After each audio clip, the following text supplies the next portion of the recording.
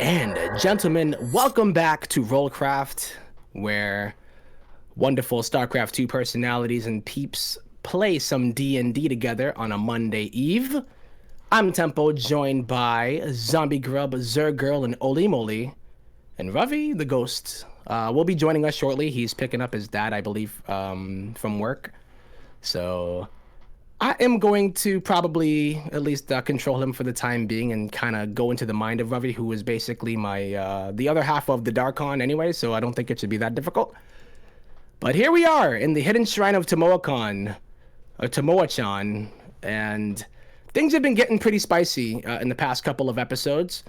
Our wonderful adventurers actually just narrowly defeated a horde of zombies in a hallway because Raist, who is a feardragon, ended up going a little bit too far into this room, and these floating corpses or cadavers ended up coming to life and straight up attacking them. So after defeating them, it was a little bit of a long battle, but Zora discovered that she was a cleric and realized that she does have an ability that is an AoE that targets undead. You know, who would have thought? And right. You know what? It's the more you know. I think it's better to discover these things in this kind of fashion rather than when they would be the most useful anyway. So just playing, guys. Here we are, though. Going to be going into this one here. And I was going to say, in the last, that was the main thing, right? The zombies. I remember there were some shinies in a an eagle mouth that could have completely ripped off Zora's hand, but Ravi, Mr. Raist, was able to grab it with the mage hand before Zora just ran up to it and grabbed it and eluded a trap. So the mage hand came into play once again and was able to at least save one of Zora's limbs, because she's lost quite a few things on her hand, I believe, in her she's ear. lost like 2 fingers and 1 ear, things like that. And Race was looking out for her. So here we are going to be going into it. I'm going to allow the characters to introduce themselves in case you are here for the first time, or maybe you just want to hear them kind of describe who their characters are. And maybe, who knows, have they kind of learned anything that they have wanted to learn or discovered things about themselves? Has there been any wisdom found for any of these specific characters here? And speaking of wisdom and finding it, we are going to jump over to Bridget Oakley, who is played by ZombieGrub. Let us know about that, Bridget. She really hasn't found very much wisdom.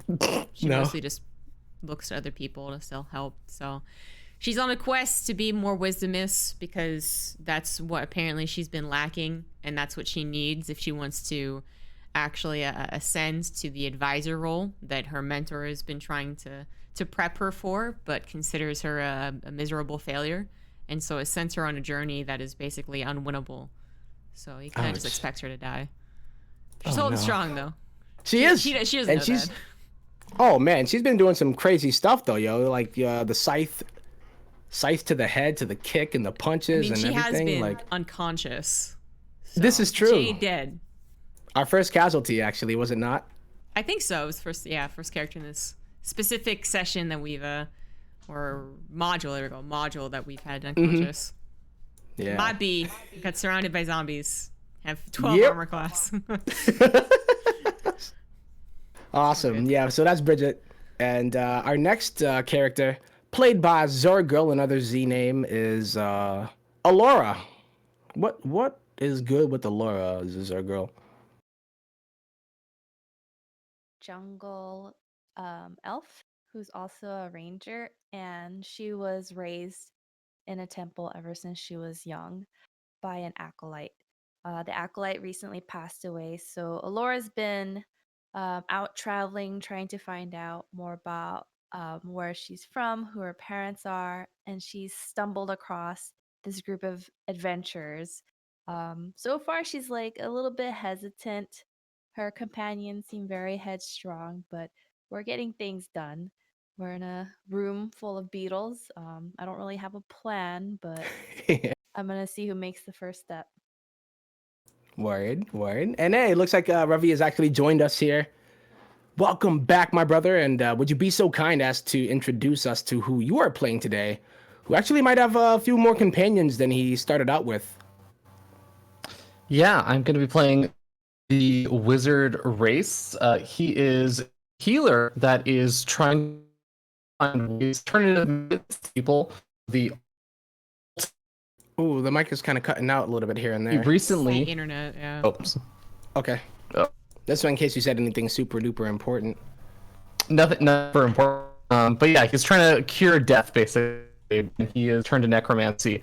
And recently discovered the secret to raising the dead, and currently has 2 zombies as of last session. Now, Daddy does. And I want to ask you if you can control them before we get into this. Can you move these zombies around just to make sure? Because I made the tokens, but oops. Cool. Oops, sorry. Yeah. Do they move for you or no? Is that? So I got Zombob and these- Zombill. This is perfect. This is perfect. Yeah, it is still cutting out a bit here and there. You're gonna have to use like one-word answers. Yeah, just or sign language. You know, I'm gonna type it. No, I'll type it. sign language ain't gonna work either. Your video, video's buffering. Typing will work. All right.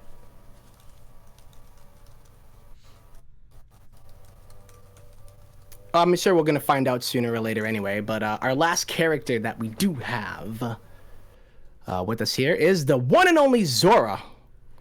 Yeah. Zora, how do you say their last name, by the way? Kulinov? Kulinov. Kulinov? Yeah. Yeah, so Zora is a cleric that's from our previous campaign, and she's the only one that maybe survived. We're not really sure. We don't Either know. way, she's here and she's hanging out with these guys, and she's really into it because they are not treasure greedy. They've been letting her take anything she wants, basically. So she's cool with that, and she's basically kind of helping out. She kind of forgot that she's supposed to, heal, and that she has skills to help. Zora, I we appreciate Zora. You know that. She just gotta appreciate herself, right? didn't know Zora was Russian. Can you use a Russian I know, accent cool with enough. her? Doesn't it? I don't think we can. I don't think we should. Half orc, half Russian. But she does. Yeah, she's actually just from Russia. But she doesn't be rushing into certain situations. She's usually in the back, for the most part. So Yeah. she's pretty chill. All right. Well, those are our characters that we are going to be diving into the Hidden Shrine of Tamoachan with. This room that these 4 possibly unfortunate adventurers have stumbled into contains a bunch of giant fire beetles, by the way. So just to put that out there, right? They just left a room that had this strange silvery kind of powdery substance on top of a table with 2 sleeping beings, and Bridget decided not to snort it. She was like, you know what? Wisdom is not in there, and said, no, we're not going to do it. We're not going to do it. And they left the beings alone. They didn't bother them. So they found themselves into this room here. And just to kind of refresh you guys as to what you see when you jump into here, or at least walk in. Here we go. Get it. A bitter stench assails the senses as you lay eyes on the room ahead. Inside, amid a pile of rubbish, awful and bracken ghostly lights move across the floor. Closer observation reveals that the light is emitted by giant beetles. There seems to be around a dozen of these creatures in the room, each about 3 feet in length. But they don't appear to take notice of you. And from within the largest pile of trash, where most of the beetles are clustered, come glints of something shiny. What do you do? Roll initiative. Not yet. You don't have to. Just shiny things, beetles, skittering around. They're not taking notice to you. They're might be aware of your presence, but they're not acting on it. That's for I sure. opened the door, right? Yes. I assume I did. Do I see any doors? Like any exits? Or is it just a room? So to your north, you Okay. do notice a door here. Okay. And then also to your east, there's another door. So Okay. let me, in case you don't see that, I'm gonna try to reveal it. I see a little bit of the. Okay, so that would be like what you see, right? Like something that's not a wall. Okay. So then I'd start to walk in slowly. Okay. Speak, Sylvan. They don't respond. I don't know. I like that one word. I love it. So which way were you walking towards, Bridget? The north side or the east North. side? Yeah, just a straight Towards the line. north. Let's through the middle. running straight through, or walking straight through. Cautiously. Okay. Yeah, the beetles are just kind of skittering around, and you notice this like pile there, you know, that they're kind of going to, and then like running around around it. But then they keep on going back towards it, and then walking away from it. I don't really care. I just keep walking Okay. towards the door. Okay. Proceed. Oh, okay. I guess I'll move in the middle here. No, I'm just kidding. Well, Well, once everybody else enters the room and Zora sees that there's something glittering, like towards the middle, right? In this pile that they keep heading towards. Yeah, there's these there's a bunch of crap in this room pretty much, right? And the one that they keep on scurrying towards and then like skittering away from is that pile of rubbish that just shines a little bit more in this room full of just nothing really aside from maybe beetle dung and maybe other dead beetles too. Okay. So Zora will turn to the Necromancer. Raist, right? Mm-hmm.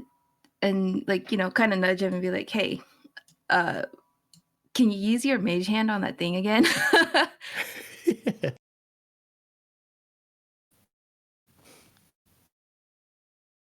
Let's see if Ravi hears. Were you able to hear what she had said, Ravi? He's Are you gone. typing? Is he even here? Okay, so he goes, oh no, he just gave me a little bit of a insight on his zombies. So I gotta update these. But other than that, I wasn't sure. He's typing, so let me just update the zombies while he does type. Oh, your screen isn't working anymore. I mean, your camera isn't working, so. Oh, we can see you. Nope, just kidding. Just gone. kidding. Oh, well, I'm going to assume that Raist is like talking to Bill and Ted, Better now? his zombie friends, and I'm gonna just be like, may I forget you? Is he hearing me all now? Oh, yeah, kind of. yeah, a little bit. we're very I- robotic.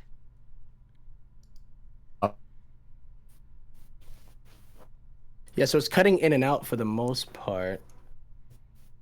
Okay. Oh. Mostly out. Oh yeah, and for those wondering about my face, man, I got in a fight with a wild bobcat, and you should see him. Yeah, you should see the other guy. You should see the bobcat. It's hung up on his mantle. Yeah. He said he uses mage hand, so. Okay. All right. So what are you doing with? I'm gonna assume that he is maybe shuffling around in that pile, perhaps with the mage hand. Yeah. I'm like guiding him like a claw machine. Yeah. What would? Yeah. Arcade. Okay. Go left. All right. So Go what would Zora want the mage hand to do as it moves forward and up and down? So, since there was something sparkling in there, so she wants to forage around in there and see what the sparkling thing is. Okay. So as the hand, moves towards this pile, and it does indeed shift some of the crap that's there, and bumps into this shiny stuff. You notice that all of the beetles just scurry over to it, like looking pretty aggressive as they they try to actually attack this mage hand here, but you can notice that they're very confused when they do so. So they're running over to this little corner of the room here, and they keep on like kind of snapping at this mage hand, but nothing's happening when they do it. Do we know what the shiny thing is yet? So I would assume that you would have like shifted some of the dirt and crap that was there, and yeah, I would roll me a perception if you can see at least as it's moving it, because as soon as it was disturbed, you would need to kind of like really squint your eyes to see what exactly that it was. So what do we got here? A 10. Zora probably doesn't notice what it is, but does know that it like it's a little bit more shiny when some of the stuff gets moved off from it. So if anybody else cares to look to see what it possibly could be, you could roll me a perception check too. Like if you're interested, because I think Bridget doesn't seem to be very interested, but maybe this is, not Zora rather, but okay. So Raist, yeah, the one that's using his mage hand is like, you know what, I kind of want to see what I'm trying to grab here. And as he does shift it, he does notice that there are these kind of odd pieces of metal, polished rocks, broken crystals, and 3 large turquoises, and a dagger that's in there as well as it's moving around. So you might see like the dagger sticking out of the ground, like maybe the hilt of it. But you also see the reason why that it was shining was because of these 3 gigantic turquoises that were there as well. Okay, well, oh crap, I don't see anything, so. Yeah, you kind of just see like shiny. You're like, shiny. And Raist is very focused on like how he guides his mage hand when he goes for it. But these beetles are scurrying around it, so that's probably why you wouldn't see them, because they're pretty big. They're like 3 feet each. These beetles, they're not just like your tiny bugs that you would assume them to be, and they're also glowing, so that might blind you. So which one are you grabbing, Raist?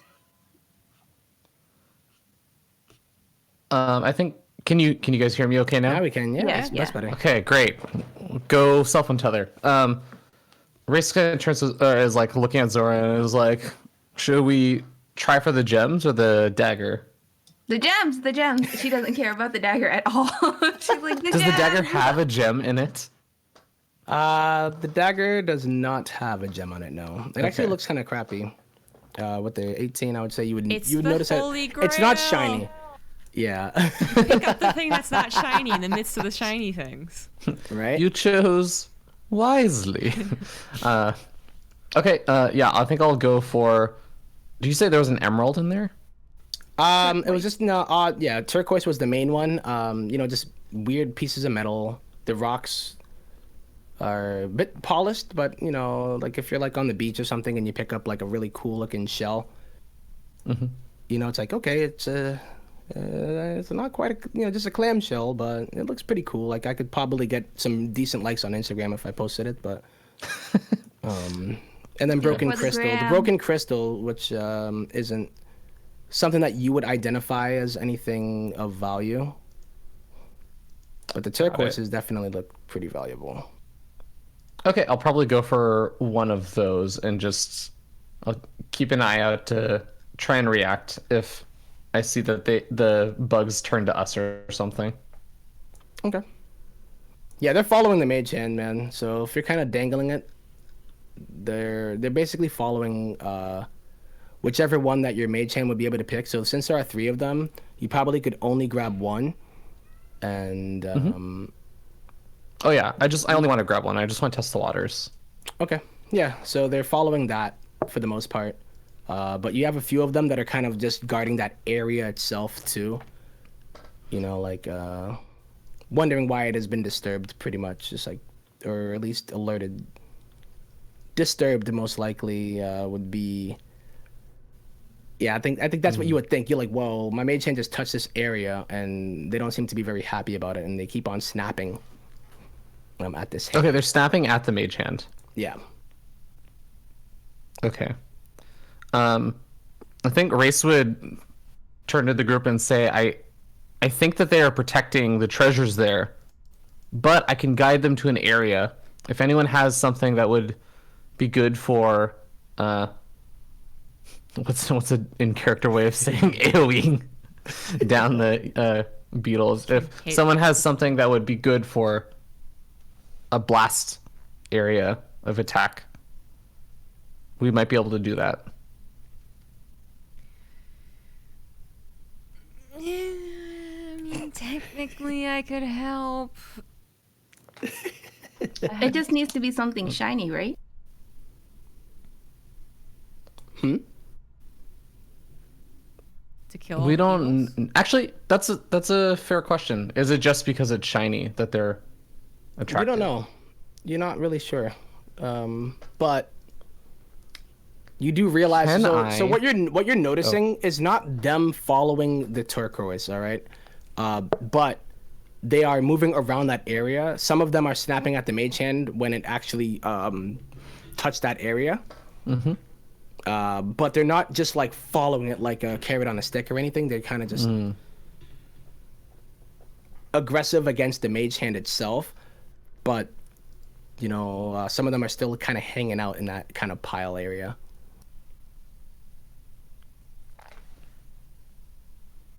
Okay. Oh, sorry, wrong one. Ignore. Yeah, I'm going to use... Sorry. I'm going to use Sacred Flame. And it basically just makes like a glow. Oh, okay. Glowing like flame. And she's going to toss it like over here. Okay. So they like stop following the hand. Gotcha. Yeah, you do your Sacred Flame over there. Like you kind of light a piece of poop on fire. Like it's a giant 3-foot fire beetle poop. And they don't react to it. Son of a bitch. All right, well, Zora's gonna take out her hammer. Time to kill some shit. Give me the jams. Oh Lord. What does Zora do? Does she charge any of them, or? I mean, if the hand's coming back to them, she's basically gonna just like start swatting at the ones that are following the hand, I guess. Okay. So the way that they're kind of like set up here, remember these are pretty big looking beetles. And you are by the door over here. You would just pretty much pick which one you would like to hit because they don't seem to be very concerned with you right now. So you'd be able to maneuver yourself to hit whichever one you would like. And let's say that, just for make it easier, this one here is the one that has the turquoise, or rather the mage. It's like above the this beetle, right? So the mage hand is holding the turquoise near this one. Oh man, that's so far away. So,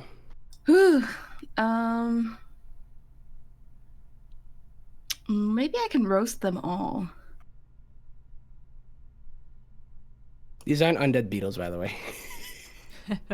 You can tell that they at least don't look undead. Maybe they are. Who knows? Raist would probably be a little bit better at identifying that, but they don't seem to be. Yeah, I'm going to use another Sacred Flame, and I'm actually going to hit this one, the one that's closest to the mage hand. Okay, so that'd be this one here. Yeah. All right, so Sacred Flame is like radiance descends on a creature that you can see. Must make a dexterity saving throw. It take 1d8. All right. Dexterity saving throw would be for a 13. Yeah. Gotcha. So as here we go. Let me just grab its attributes. Okay. So yeah, as it sees this Sacred Flame emanate from you, all of the beetles turn and look at you as Shit. right. So it hits it, but this beetle actually disintegrates, or at least maybe emanates in this kind of holy flame. And I guess the mage hand is holding the turquoise itself, but they all look at this beetle disintegrate, and then look at you. So I'm gonna Okay. need you to roll initiative, friends. I was just walking along. What the hell, guys? I So let regret me that. mark them. All right, so let me. I'm gonna do it the way that I did the other ones here because I remember this worked out better. As long as I click them first before rolling it, I think it actually works okay. But Don't forget to marking roll them initiative for my zombies. this as well. So let's do that. So the way to do that, if I click it and then, yeah, because I have your zombie sheet over here. So this should work out. Beep, beep, doop, boo. Don't want to mess this up, up. Oh, there it is. So that one is for Zombill. And then Zomboy. Is that? And then Okay. 11. Zombob has got the blue dot on him. Okay, Zombill perfect. has the green dot. Okay. No, it's Bill and Ted. Bill, we should make it. Yeah, Actually, yeah. Ted. Zombill and Ted. I like that. I'll do it after this one. I got it. Awesome. So let me pop up mine.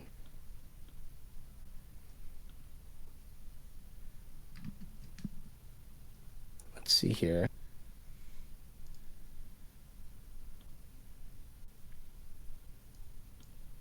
I just want to make sure that it's working. Are there twos? Yes. Okay, perfect. So I'm going from top to bottom. And I'm going to mark them too. I think it works a little bit better here so that you guys know. But I am going from top left to top right and then mid.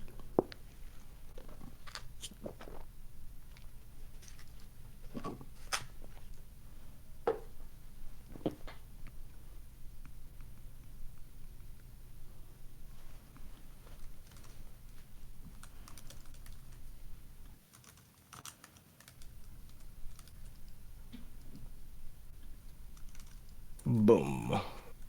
Whew, okay. We done did the thing, ladies and gentlemen. So let's update that.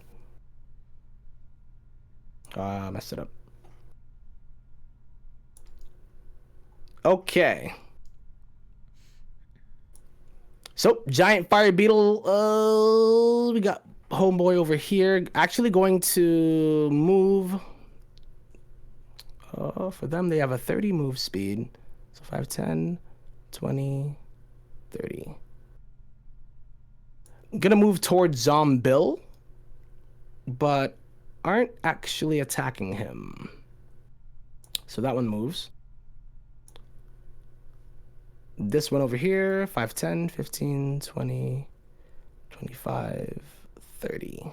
It's also going to move towards Zombill and does not attack him either. So now it is going to be Zomted's turn.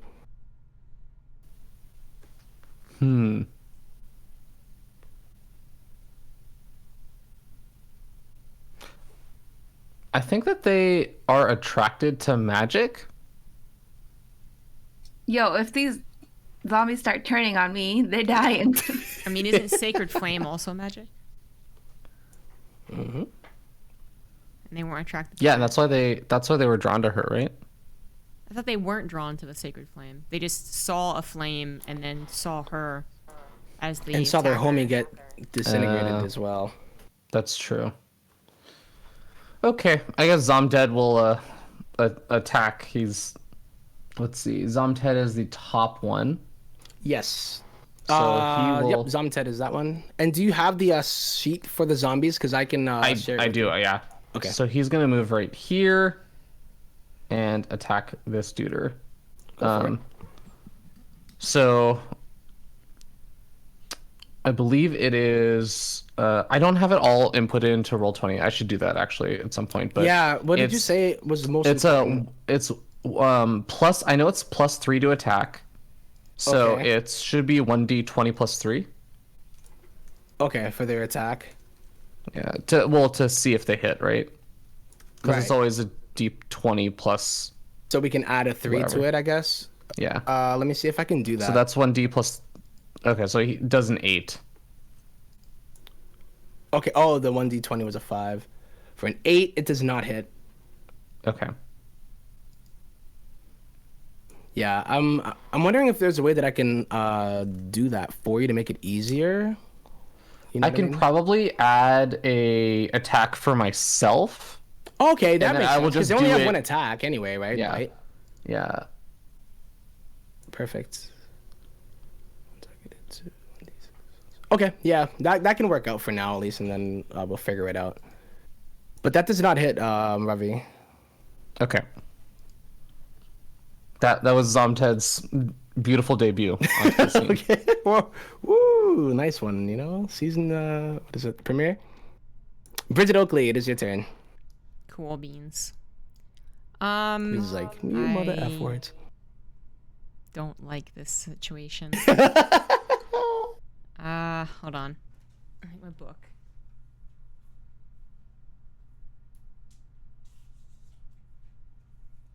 I think I have a useful spell. Okay. Now that I have fire on my side. Okay, so I have Fire Snake. Okay, I don't have that yet. I don't have that yet. I have this. Okay.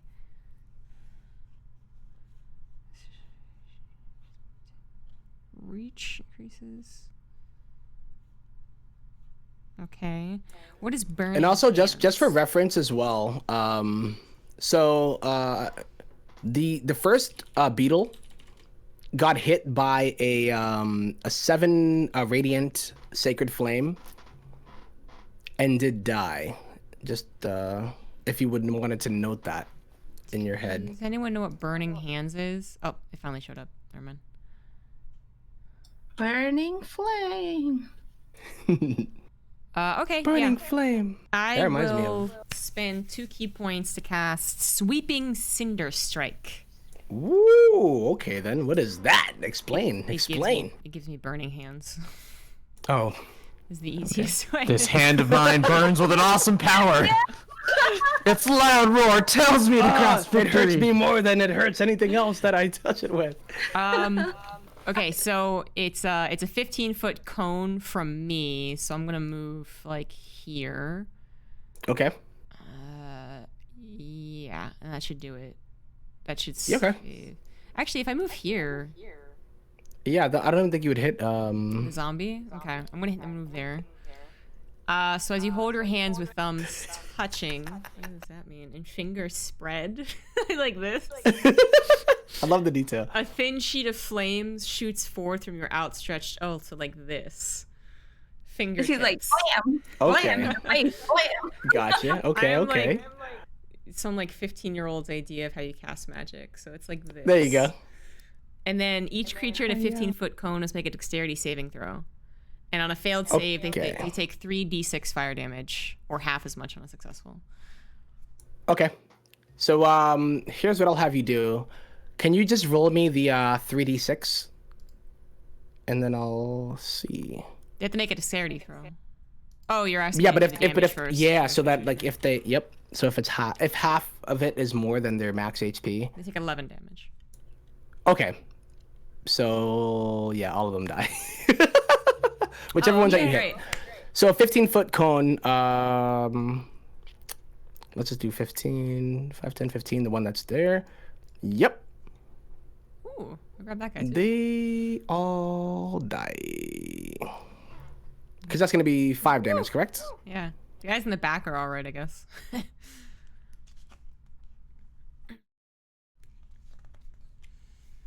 You guys are beetle killers. My cinder strike. I make a little Good job. Swag. All right. Well played. Well played. All right. And is that going to be your turn? That Okay, is nice it one. for my turn, yes. All right, so after seeing all of his homies just completely get engulfed in flames, he's like, "I thought flame was on our side. We're fire beetles." But you don't actually understand it because They speak Beetle. They don't actually speak See, common. If I was wise, I feel like I would have made that connection that like fire beetles might be immune to fire. Unfortunately, I'm not wise. But the funny part is I was looking at them and I was like, oh, they have to have like maybe like a fire resistance or something like that. But Nice. nah, it's just their butts. They're like fireflies pretty much. They can still be ignited. So yeah. He is going to actually walk towards you, Bridget. All right, what's up? He say, wow. Come at me. I think he's very infatuated with you because you are spitting hotter fire than he ever could for his mixtape. And he's gonna bite you! Oh, that's not being infatuated. That's a weird type of infatuation. Yeah, he's like, Does that not was hit. Plus, it He deals does not hit, 0 no. slashing damage. What is So the the deal? funny part is they actually do 1d6 -1, and I think he rolled a 0. Oh Rolled no. a 1, yeah. He rolled a 1. Oh no. So, yeah, so Alora, are you sure you want to make one of these things your pet? Like, they're not immune to fire. They don't do any damage. yeah, it just, I don't know, maybe it turns around and puts its fiery butt to your hands or something and just says, Oh, Doesn't it's say trying anything? to be like that Starship Trooper beetle, but it's too small. Oh, and it's trying and it just wants you to kind of like, I feel kind of bad about it. come on. And clearly, yeah. Okay. Maybe you're looking at your hands like, what the hell did I just learn? Like, I didn't even know I could do that. But yeah, it's putting its butt to your hands right now, and maybe it's about like a foot away from it. So what you decide to do with that later is up to you. Raist, it's your turn. I'm starting to feel bad, guy. I love it. All right. Whatever you like. I think, yeah, at this point, I'll head on over down toward this direction and use one of my cantrips on the South Beetle. It'll be Chill Touch, which is 2d6. Or sorry, 2d8. Okay. Hit me up with that roll, brother. Oh, God. Okay. Yeah. Mom, I didn't mean to break it, but yep, you I guess your hand just like wraps its chilly touch around this beetle and just rather than like chilling it with its necromantic touch, it just squeezes it and it explodes. God damn. Ouch. Ouch. It's dead. Would you like to do anything else, my friend? I think race is good to chill at this point. Okay. So Alora, it's your turn.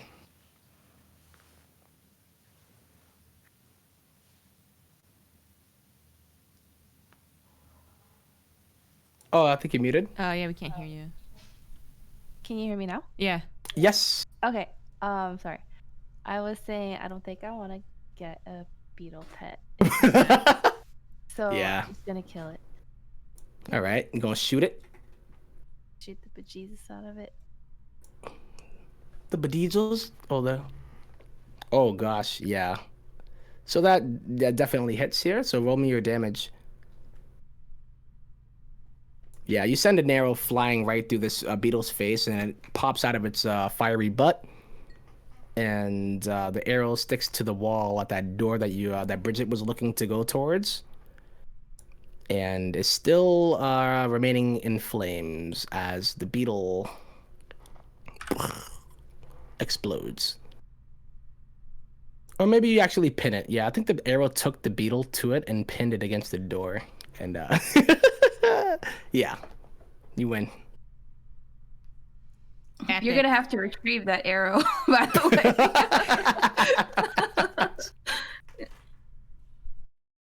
Oh Lord. Get one. Ouch. The arrow. These were not scary beetles. No, Indeed. they were just hanging around protecting their pile of dung. And Well, now but that wait, everything's after gone. killing them, Pooped Beetle. They pooped the gems? no, they didn't poop the gems themselves. okay, Well, you okay. don't know that. They might have. Why was that your if you first roll like a instinct? nature check? Because you said they were protecting the dung, and I was like, wait a second, they were protecting the dung. They reacted when we picked up the gems. The gems were Maybe in they the dung. literally... As a matter of fact, Maybe they produced them. They were fire beetles. They had magical properties. it could happen. Gems are known to have saw, magical like, a properties. giant Well, pile isn't of it- dung of like beetle crap and something. They might in have it. pooped on the gems. And to, you're like, to... they made It might be a those. part of it. They made that dagger too. the dagger as well. Yeah, They made the that beetle dagger. Yeah. But yeah, you guys. So yeah, These are all after civilian beetles, okay?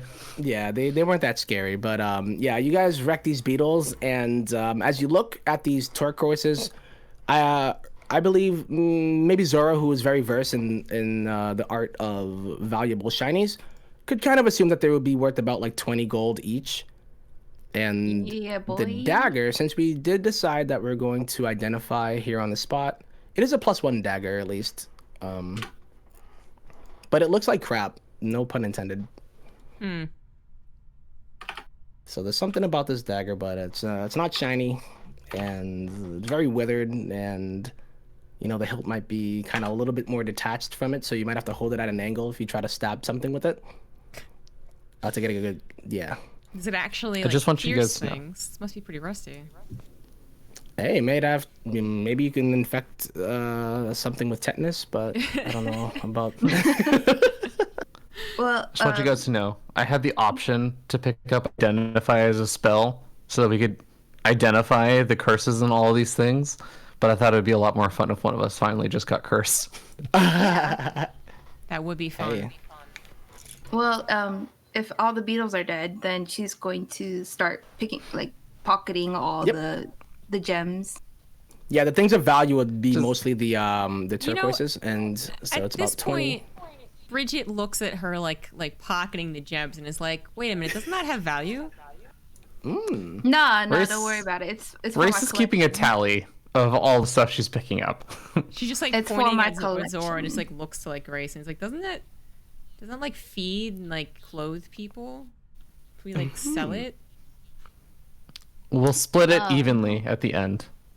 Yo, if you're gonna okay. start saying that shit, Zora might be killing y'all soon. You don't even remember you have spells. Like, I'm really not worried. You're gonna We'll forget how to see. use your hammer. You don't remember what you got either, so What? Yes, I do. No, you. we'll see if you actually remember What to have I use it. at the right forgotten time. something that I've done? Yo, if you guys are you guys Yeah, like okay. actually talking like that though? Well, I did. I was like, I am actually saying we'll split it. We'll split yeah, it evenly and I at go, the okay, end. that makes sense. Okay, well then Zora's gonna be like, yeah, sure. Okay, but I'm also writing down like everything you're picking up. Yeah, we'll see if you get out of here then. You're gonna get pushed off a cliff. Jesus, You're gonna she's get done it before. This is how it happened. Oh no, that's what happened. This is how it happened. Oh, the last see, we'll party see. members asked too many questions. Too many. Like, why are you being weighed down by a 200-pound sack behind you?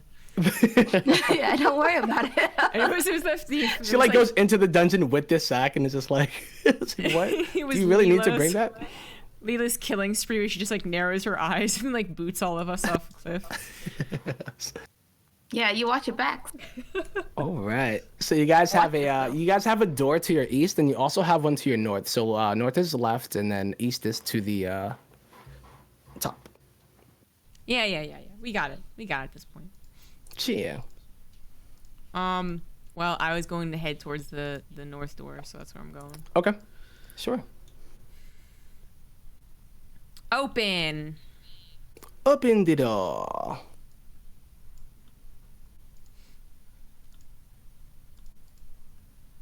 Whoopsh. You see stairs. Stairs in front of you. Ugh. In sets, by the way. So as you inspect it, or at least like just open the door and you look towards it. I mean, there's stairs. I just walk up them. Are they So, infinite? yeah, but a ramp gently slopes down from north to south. Set in the floor at 2-foot intervals are smooth stone cylinders that apparently function as rollers. Actually, Okay, I read the guys. dream. I know how to do this one. Well, All right, so luckily, we're gonna wait for it. I lied. It just ascends. It's just this stairs, man. There's just stairs. Yeah, Okay. I read the wrong thing. Okay, guys, I know how to handle this one. I've seen this. So we all turn backwards. We jump forward, but we hold down Z, and we do what's known as a backwards long jump to glitch up the stairs like in Super Mario 64. We'll hit the top in no time. It'll be great. Swiggity switty. I'm glad that joke landed. Well, if you guys... I loved it. Yeah. Well, didn't they get rid of that in the what was it, the Switch version of it, or No. what was What? one that they didn't they mess something up like for speedrunners in one of like the Switch versions of Mario 64 and like That was like the totally most fun messed. thing ever. That's so sad. Dude, they actually ruined the way that you would speedrun SM64 on Switch, or I don't think it was 3DS. I think it was Switch, but they did something bad. Something bad. Well, Zora sees all these stairs and she's like, nope. And she's going to open this door up here. Oh, okay. We all just Open that leave. door. Boom, that's what you see, Zora. Walls. Multiple. Oh, there's nothing like on this side. This one's still covered for me. Oh, nah, it's just a wall. This goes to. Oh, okay. She's like, damn it. Okay. But on this side of it, it does look like you potentially could go that way. Oh yeah, we wanted to try and see if we get to the other side of like up where there was that pit and that random light. We were trying to see if we could backtrack and find another way to the other side. That was our goal. At least that's what I was trying to do. So I think Raist would see Zora going this way and probably join up with her. Okay. Uh-oh, the party's splitting off. Yeah, that worked Oh, out really boy. poorly for you guys last time. So. Yeah, remember what happened there? I mean, we survived just fine. In fact, I think Yeah. that we did an excellent job. We didn't do shit. You guys are like, Even better. what do these statues do? Does this go in that hole? Indeed. Well, if Race is coming with her, then that's fine. Zora's gonna head over there then. Okay.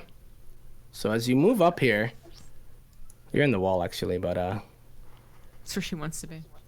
yeah, she's just like Just what? another are you, brick are you in the like, wall. Are you This just? one is blacked out pressed- for us. Oh, still. I don't know why it does that.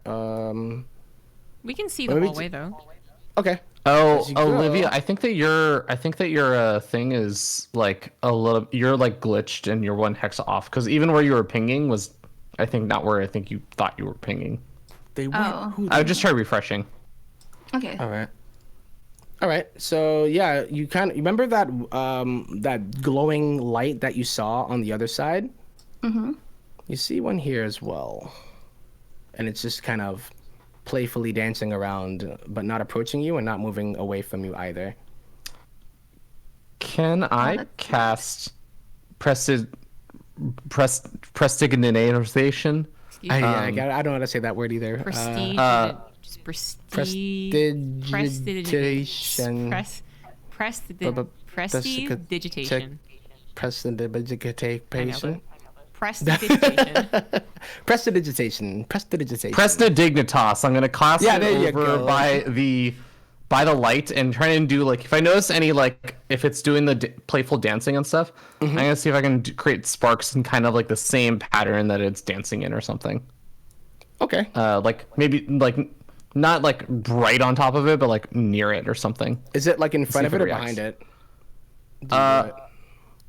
Because the range is I guess what, in 10 front of feet? it. It's only 10 feet actually, so it has to be right. Oh yeah, okay. Yeah, I think I'd walk a little bit. I guess like I'd do it probably like walk over here or something, and then I probably just cast it like whatever the 10 feet in front. So I must me. move that. All right. Oh wait.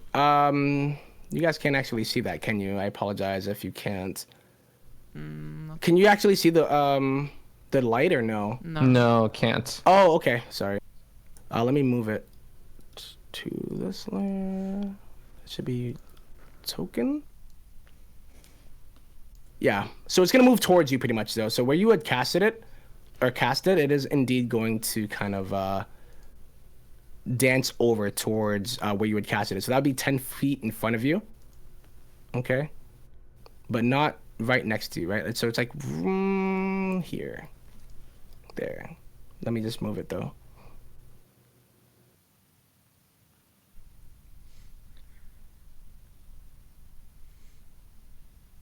goes here.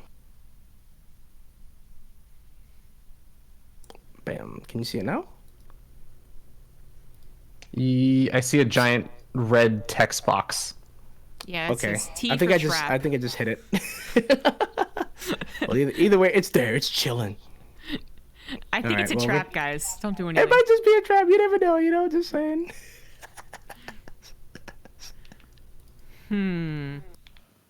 Well, you're on the other side, so you wouldn't even know. I mean, be Perhaps. honest with yourselves. Were you going to A giant T. deception It check could that? mean for treats as well. Were you going to investigate that? It could be for treats. No. Oh, I think feardragon DC'd. Oh, Oh man. I did? No, I'm here. I'm here. Okay. Hello? you were very, very still, but like looking at an odd angle. He was so actually just thinking. you might have just been thinking, but like it was So wasn't like this thing, this, you it could was actually like- click it. I didn't. So first of all, I learned something today. I didn't know you could actually click that. And I thought it was just like an artwork thing. But yeah. Love that. T is for treats here, guys. It's tempo stream. T is Okay, for so- tempo. I still can't see the light though. Yeah. Yeah. No light. Well, I mean, Should I just think assume? Can you just ping where it is? it's like right 10 feet in front of you here. It's where the trap was. You know, the tempo was first of all. When tempo ever leads you into a trap, come on, man. I'm like the Okay. nicest guy in esports. I would never do I that. think That's I'd true. cast another spark thing in front of me and see if it moves closer to me. It does not. Okay, I'll take one step forward. All right. It takes one step back, so it's here now. Doing a little dance. Okay, I take one step back. All right. Then it moves one step forward, so it's here now. Raist just turns to Zora and is like, "What do you want to do?" Let's see.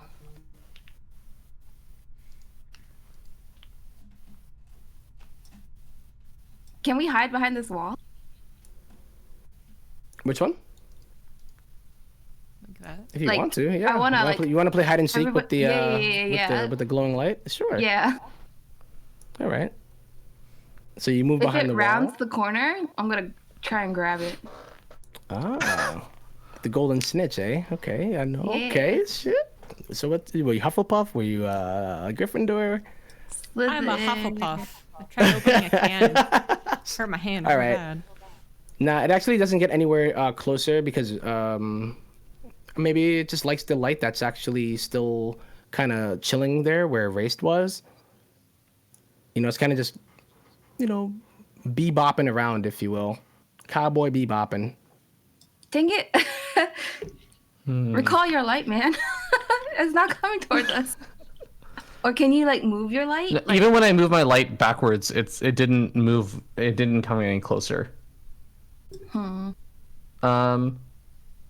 you guys just give up on Okay, so this I did the research on this. This actually takes 10 minutes. So tell me if this would like if it just retreats out. I'm gonna cast detect magic because I just want to see if this thing like what exactly this thing is. If it's like a form of magic or what. And Okay. it should also tell me what school of magic it is. Uh-huh.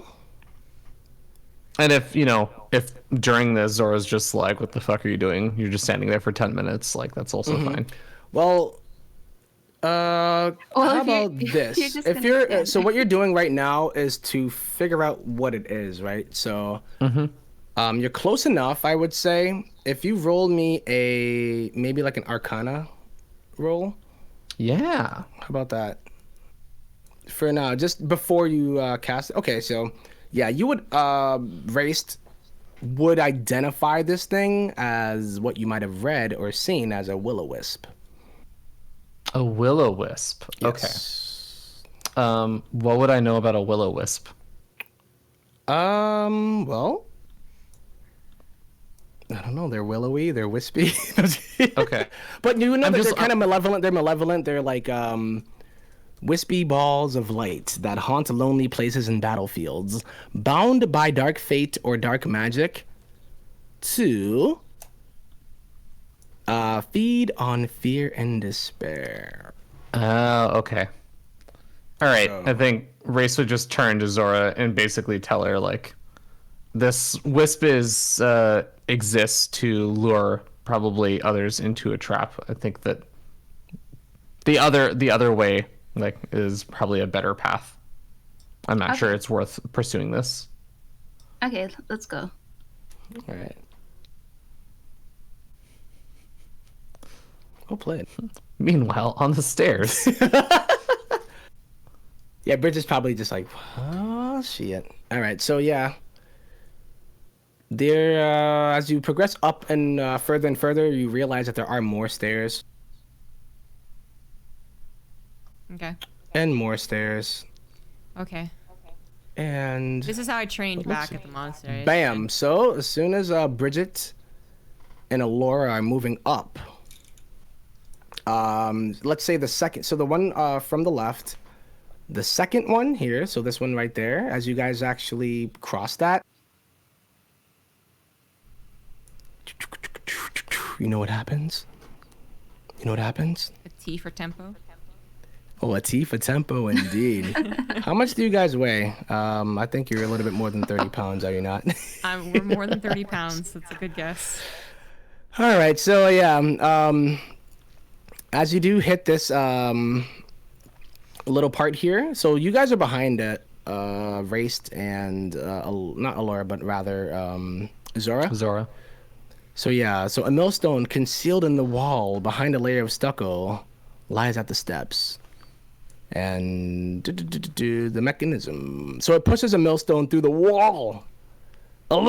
It's Indiana Jones, ladies and gentlemen. Our stone comes hurtling from the top of this stairs.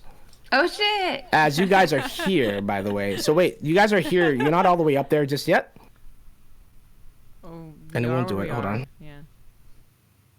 So you're here. It happens there, right? Zora just Oh, okay. bailed. No. So there's what you see, right? So yeah, you're gonna hear. So you guys would hear something like very like a, and Because then we took 10 minutes to. Oh, yeah. Oh, so we Oh, wouldn't I be think- there at all. I think what Tempo was saying is I didn't end up doing detect magic. I just No. did or Arcana to Arcana. recognize it. But yeah, Yeah, I I think figured it'd we're make still it easier behind. I for that. assume. most It took definitely us a here. long time to climb that many steps. You'd be at like Mm-hmm. the bottom. You'd be like getting into the door at the very least. You'd see us running and screaming Yeah. if we make it that. So like, but it's important because of how far this thing is actually gonna roll for the first time. So definitely Alora and Bridget are in its destructive path right now, and I'm going to need you guys to roll a dexterity saving throw. I got this. Roll Where initiative Bridget against is? the boulder. No, you literally might have to. Just funny, but It's a golem. it would be Bridget. Oh, Wait, what's the and sa- oh, no, I didn't do the also saving throw. Alora. So Alora, okay. Okay. There you go. Yeah. Okay, got you.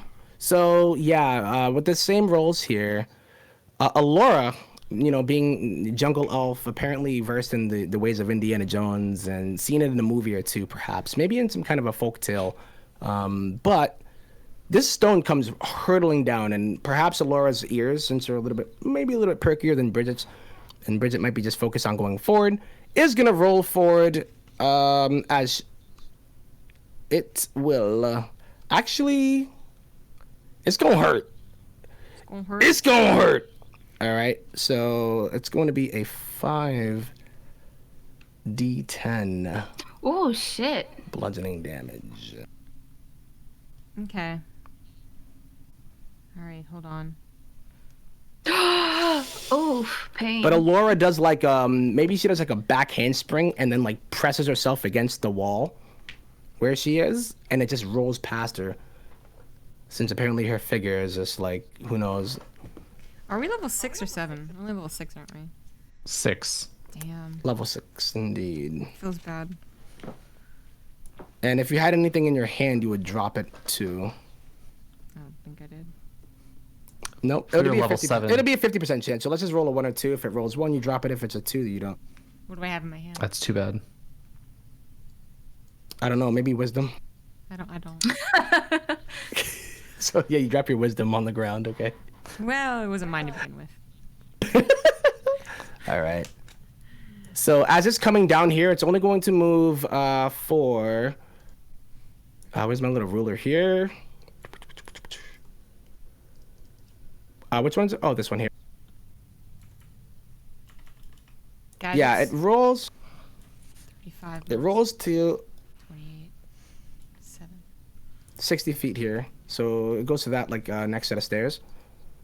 And everyone that's seeing this boulder from the bottom of the stairs, you have a chance to see, or at least to do anything against this big giant boulder that just leveled Bridget and almost squashed Alora. What do you do? Run the fuck away. I'm not about to take a boulder on. Yeah. Zora hauls ass back over here. Okay, so you haul ass, Raist and your zombies. What are you gonna do against them? Poor Bill and Ted. All right. So I'm gonna actually make sure that this is right. So by 5 or more, I don't think you take the full damage, by the way, ZG.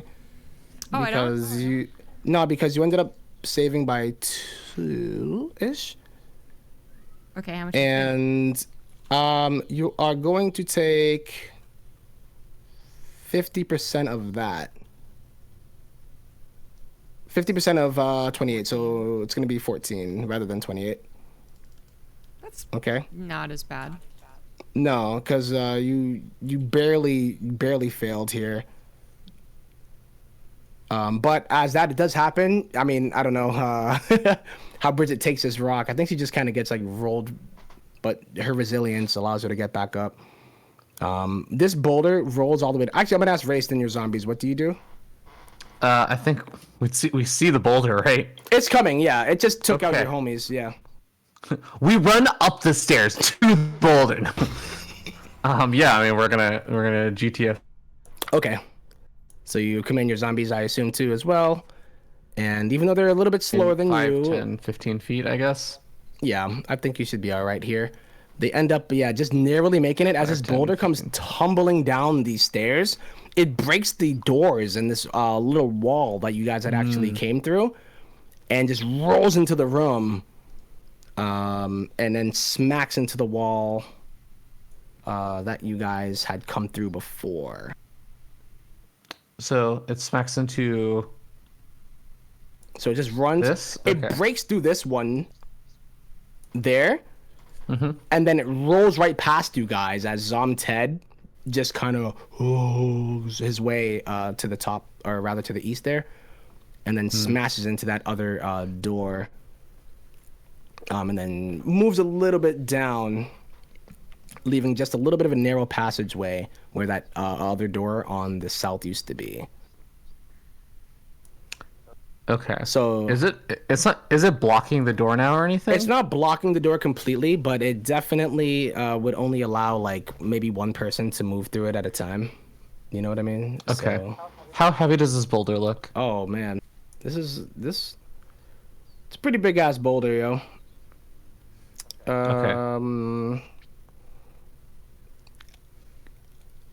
Not quite an Indiana Jones boulder, right? So, because I believe that probably would have completely killed Bridget unless she's like just been drinking milk for her whole life and has the best bones. But yeah, it's a pretty big boulder, like enough to break through this door, right? So maybe 10 feet in diameter. Okay.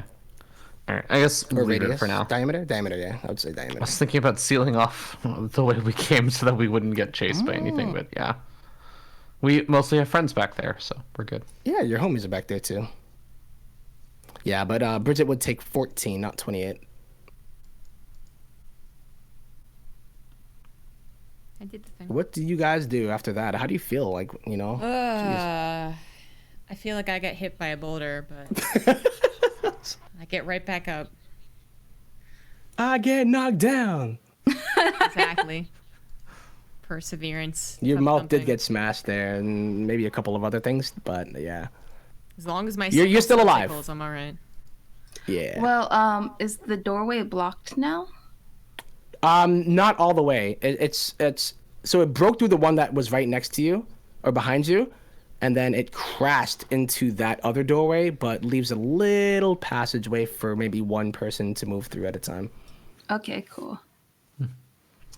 Okay. I guess Race would start making his way up the stairs. Does he get up without issues? Yes, he does. Okay.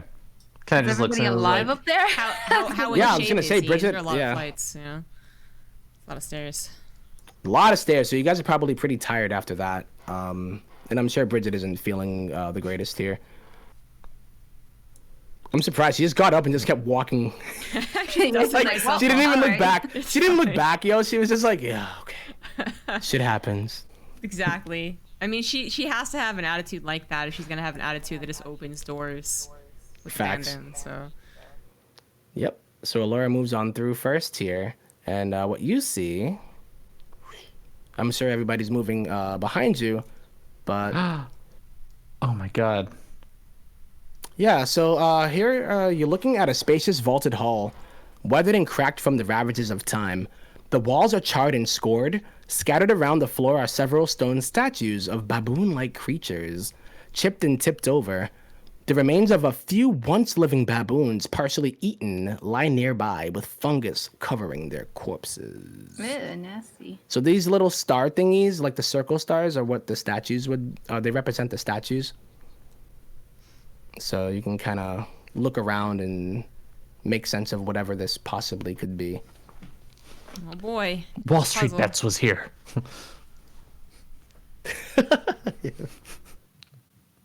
I look at the one I'm near. I perception it. Okay. Perception. So as you're looking at it, yeah, you're kind of looking in. Let me see what you roll for perception. I mean, I guess you're getting pretty close. Okay, that's fine. So yeah, you kind of discern that this place, these statues, it seems to be that of something that would be closer to like a processional hall, and you're not really necessarily sure what the purpose of it was, but there is a carving etched in the center of the worn floor, and there's like a silver sun with a single eye. So this would be like here as you're moving forward and whatnot, and you're looking at them and kind of like making a connection with them. It'd be like towards the center over here. Maybe as you proceeded to the third one. Can I ask, does the poison gas in the area is it like worse or better from when we were at the bottom of the stairs? So it's seeming to be a little bit thinner, right? Like it's not as bad as it was when you were down there. I think despite you huffing and puffing from actually walking up the stairs, it's not as taxing on your lungs as it used to be. And as Bridget does move a little bit forward and does inspect that little thing on the ground, something spherical floats in the air about chest height. And the sphere has a central eye and about a dozen tentacles growing out of its top. Each appendage has a white sphere with a black pupil at its tip. The sphere's name is not Tiffany, Can it be? I mean, it could be. Wait, this is like suddenly appearing out of nowhere? No, as you kind of inspect and you're moving forward a little bit more and kind of noticing what's in the room, right? So you notice the statues at first. Bridget peered in. I think Bridget would notice it the most right now. She did the perception roll, and you guys are following behind her. And she's realizing, little different things in this room. So it's just kind of there. It's just chilling. Okay. Just chilling. Okay. If I roll perception on like the statue, it's going to be all more or less the same. Yeah, for the most part. I mean, I think if Bridget had at least given you any kind of description as to what she was looking at, you probably noticed more of the same. Okay.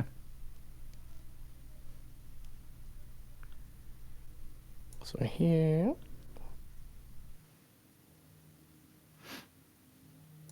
I don't know why. So this little thing, I'm trying to show you it. Like it's the, that little thing that I was talking about, that spherical. But unfortunately, it doesn't have it like on the actual map. So Draw it. Just assume. Yeah, I was gonna say. But it has a cool little picture thing here, and I want to like. It's not a thing to show If I show it, it wouldn't be right. But either way, yeah, just assume that like there's a little like spory looking thing floating about, not bothering you guys. All right. Well, thanks for not bothering us. It's really cool of it. I think I touched one of the statues.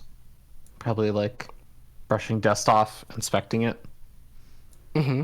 Anything happen? Not on the statue, no. You just brush some dust off of it, and you might be able to admire, yeah, the craftsmanship of these Omen. You know, these are pretty legit. You know what I mean? Like as far as like the craftsmanship, they don't look as like dilapidated as some of the other things that you might have seen earlier. Maybe closer to the first room, but just at a larger scale. You know what I mean? Like how you guys saw like these, all of the different things kind of shown, and even like the paintings and whatnot. Like it always seems to be some kind of a way of life. You know what I mean? That is, or at least that is shown. Got it. But these are like baboons, you know what I mean? Like these are like, you know, little monkeys. Maybe in some different kind of poses and whatnot. Like some arched up a little bit more higher, some just like chilling. Okay, I think Raist would kind of, with his zombie sort of leading the charge a little bit, be starting to make his way forward. Okay. Yep. So as you're moving down, on that south wall of Zora, there's a little sack that she might have seen, made of fish skin, because she's a little bit closer to it. So it's about here. Just a little fish skin looking sack. As she walks Yay, by. Zora opens it. All right, and inside, it's just 7 silver pellets. And you probably would assume them to be worth about 1 gold each. They're about the size of like a sling bullet. So if Balinor was here, he probably would be able to use them as ammo. And I don't think Alora uses a sling. So they're just 7 silver pellets that could be used potentially as ammo if anybody had a sling. Like you could definitely sling these things. But they aren't worth much, you said? They're about 1 gold each, which isn't too then bad. She she pockets it. She takes the sack. Okay. Did we notice any wolf-like things in this room? There were no wolf-like Or things. They were all werewolf-like baboons. things? Everything in Okay. yeah, imagine, yeah. But yes. In this room, there's mostly baboons. And it's not like anything you've seen before. You know what I mean? Like I don't think you guys have seen baboons just yet.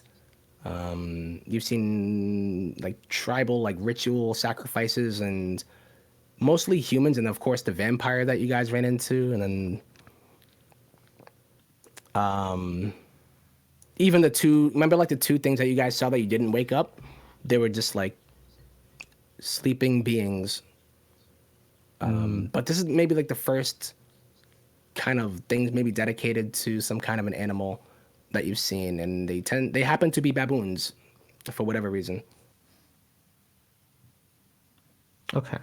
So yeah, if you're knowledge seeking, who knows? You can put whatever it is, you know, if it intrigues you, it intrigues you. If not, they're just little monks.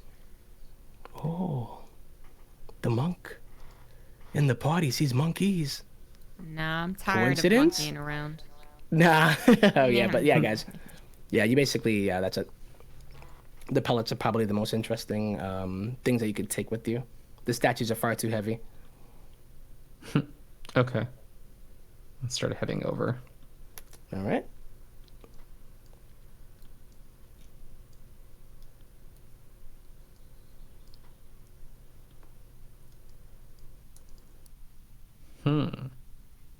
So as you look here, you have a path to your north that bends over to the west, and then also a path to your west that is closer to you.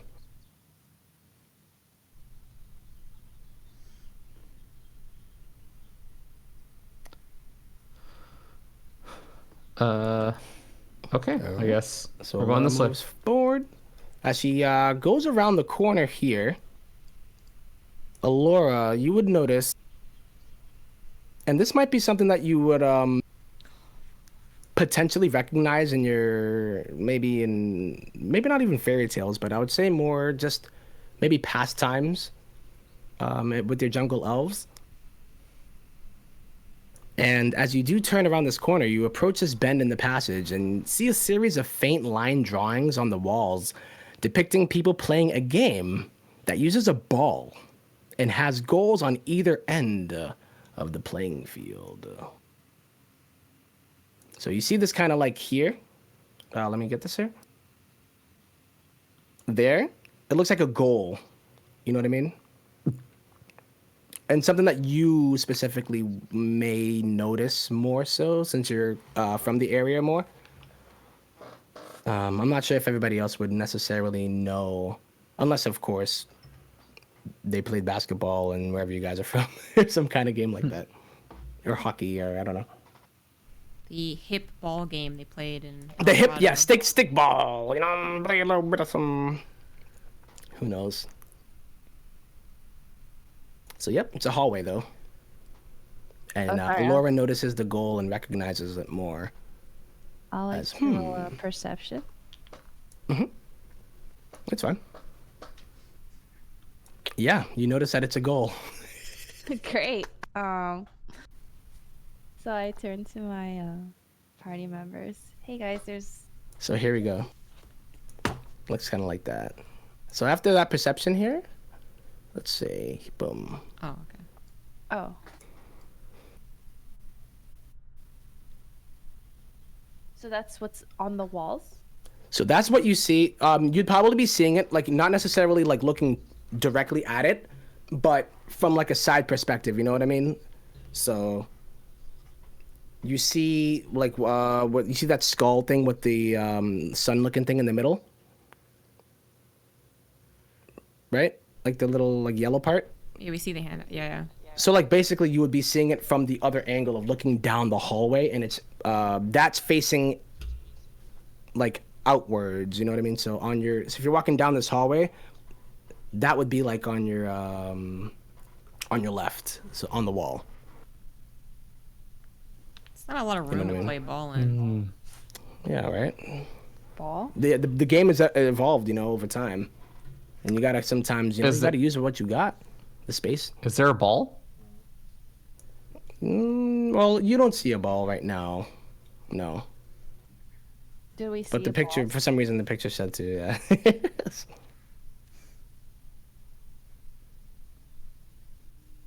Maybe we should go down the other hallway. Yeah,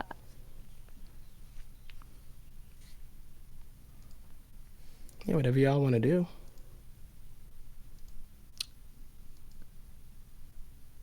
What if we touch the bright light?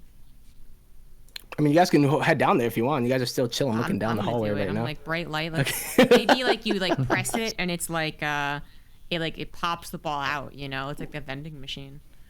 Uh-huh. That's a thing, right? Possibly. Okay, I'll go touch it. All right.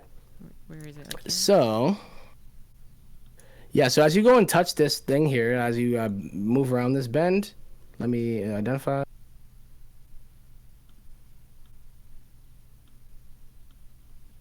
Well, you haven't completely moved. So this part that you want to touch would be about here, where this groove is. Maybe I didn't reveal it fully. It's just a little part here, like that, and then, you know what I mean? So I don't think I actually had that revealed. So that would be the part that you would be looking at here. And as you turn around this bend, you indeed do see a ball, by the way. Does the ball have bloodstains on it like it did in the picture? Oh, yes, it does.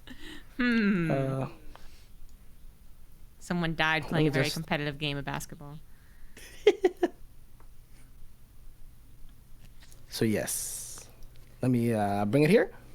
So as you do look down this hallway, you do see this ball down. So Bridget would see it first, Okay.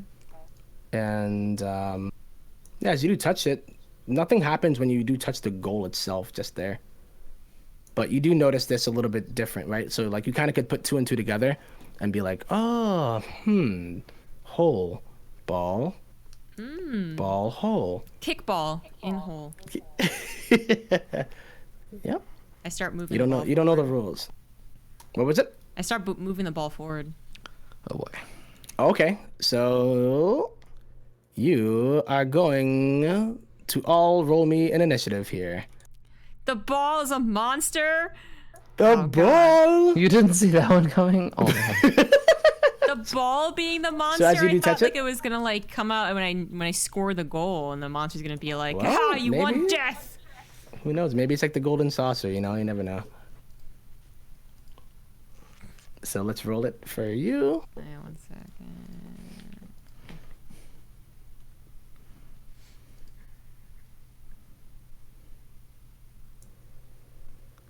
Do I need... I'm wondering if it has its own thing here. What is your initiative, sir? I don't think I need... Nah, I definitely should.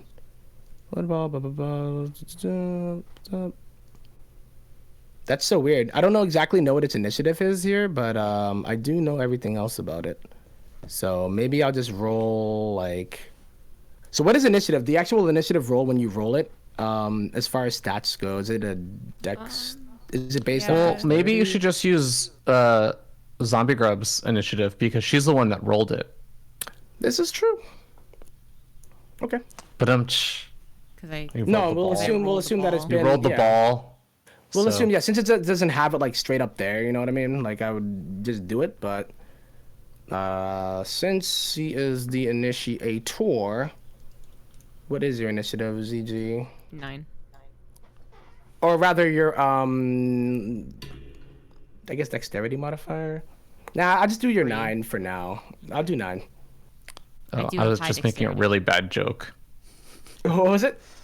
I was He's just making making a a really We bad heard joke. it. We chose to ignore it.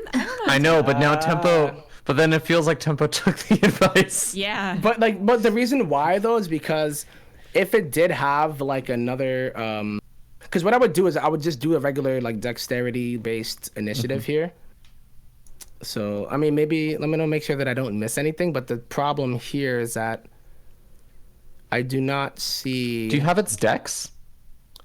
No, like it doesn't have a stat sheet, you know what I mean? So like if it had like a Okay. stat sheet, I'd be like, okay, cool, and then be able to do it. But as it stands here, it just seems, yeah, it just has certain stats that I have. But yes. So either way, I think, yeah, I'm just gonna use hers just to make it easier for us, you know. But it also means I gotta put it onto the thing here. So how can I roll for it? I can add... I'm just gonna make a... What should we name it? Ball. And you can give it a 9. So yes, as you touch it, you realize that it's a little bit cool to the touch. But it comes alive. No. And is moving a little bit. Yep, it's wobbling. It's just wobbling right now. This is like the terrible Final Fantasy X-3 that never happened. No, Blitzball! Oh, yeah, no, the never mind. Blitzball that exploded and killed Titus, and you're like, that's actually the plot of Final Fantasy X-3. That's actually what they're gonna do. All right. The Blitzball is All right. alive. The Blitzball is indeed alive, and Zora, you realize this happened. Well, actually, you have no idea what's happening right now. Yeah, I'm just chilling down this hallway. I'm No, you have walking my zero way idea there, at making my all. way down. Making my way downtown. Yes. So you Yeah, move forward. You're wondering so what the ruckus is all That's about. all I'm doing. All right. So Alora, you might have actually caught wind of this, right? Because you noticed this, right? Like you might have actually recognized what the sport might be. Can you roll me history, please, Alora, before we start? Okay, well, you didn't really pay attention when your grandmother possibly told you about this, but yeah, you notice that there there are balls and there are goals, and you just saw Bridget run into the distance there, and you might be able to hear some kind of struggle ensue. As a learned scholar, can I attempt a history roll? You know what? Did you see? Let me see here. Where are you? Oh, I'm still behind the wall, I guess. Yeah. Okay. So I mean, maybe if you look at that, remember like what I showed you about the goal itself? I would say that you could roll me a history here to try to identify what this possibly could be. Okay. Especially well, someone who knows Sylvan too, so. Gotcha. Okay. So well, when I did guess I'll this wait till my turn. ball awaken? When you went to touch it, when you actually grabbed it. I didn't grab it. I kicked it. Oh, did you kick it hard? You know, enough to send it down to the end of the hall.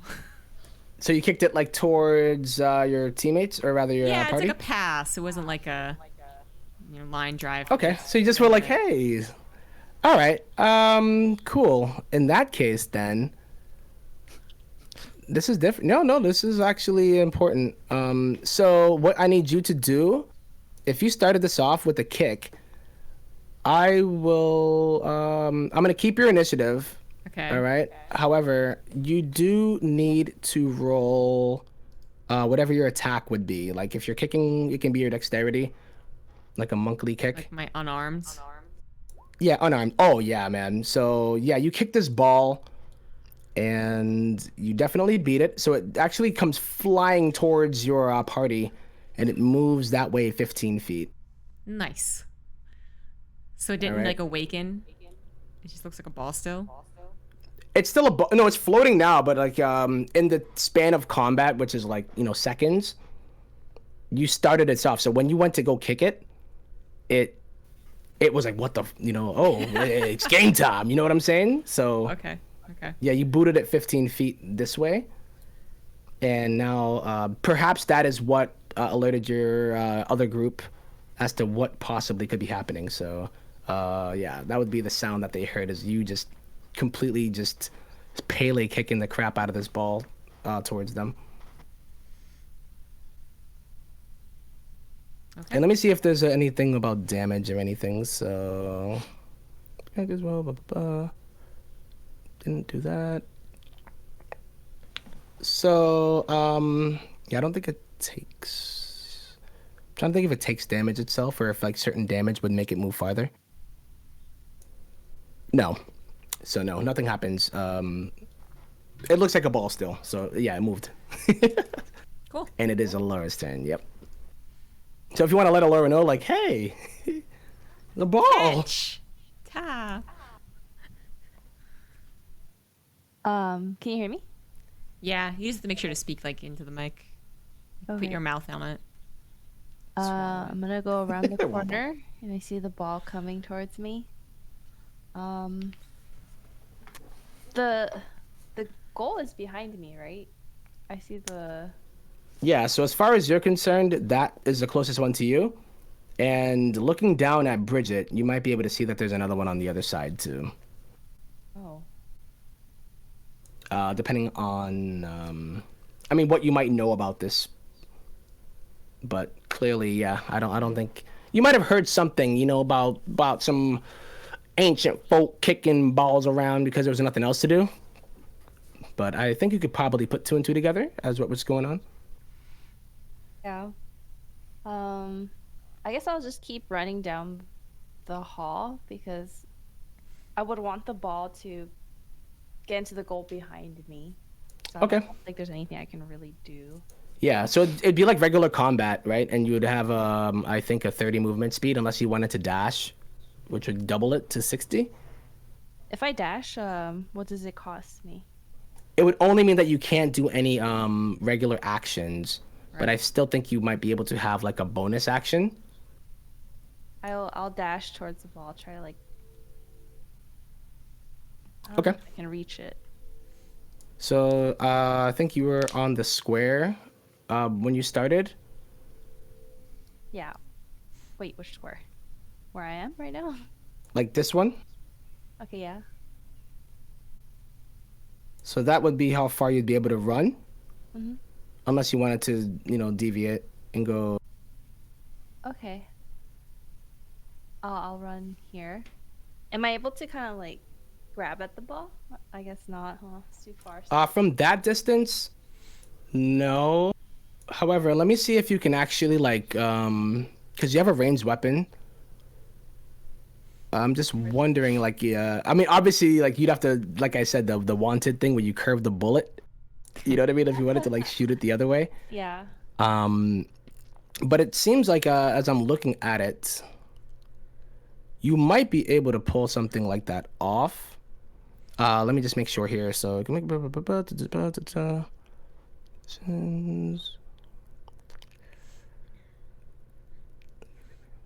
yeah. So surprisingly enough, yeah, you can actually make an attack on the ball. And it'll go behind me. And yeah, it'll go in the direction south. It would go south. Okay. Oh my god. All right. So you hit this ball, you curve the bullet. Yep, Angelina Jolie style, right? You send it. For somehow, some crazy reason, it does like a 180. Doesn't pop the ball, but it just, kind of pops, or at least plops it 15 feet into the other direction. Because of some sick... Yeah, your marksman skills are so sick. So that'd be 15 feet. So it actually ends up behind you, right? Like you shoot it. It's like a boomerang. Maybe you have like boomerang arrows, perhaps? I don't know. But yes. Was that consumed by my move? Oh, you're right. Sorry. So you would have to have a bonus action that can attack. Second one? You do. Do you have any bonus attacks or no? Yeah, I had a second attack with my longbow. Does it only trigger when you do your first attack, or does it allow you to attack just on a bonus action? I believe it was bonus action. Okay. Coolio. All right. So it does. Yep. So that would just be it. Yeah, that's fine. It definitely hit for sure. And then I think that should be it for your turn. And then it's going to be Raist's turn. Yeah, I guess. So, I guess zombies can sprint. Let's see. Zombies playing soccer sounds like a terrible. This is amazing. This sounds like a Super Nintendo game. Yeah. So they have 20 movement speed. They can go 40 with a sprint. Okay. So Those are fast zombies. Dude, send it, dude. I mean, they move. Oh no, they like move 2/3 of our less. speed. Okay, yeah, you're right. Yeah. You're right. Okay, so this one can move to here. So we got... Oh, shit. Do I need to roll the initiative for them, don't I? You know what? If you want to make it easier so we don't have to roll initiative for every single zombie that I make, you could just roll them in with my turn. Yeah, and it'll be easier for you to control them, I think, too. Yeah. Okay. And then this one can go here. And then Race can go a little bit further, but does he want to? Okay. Yeah,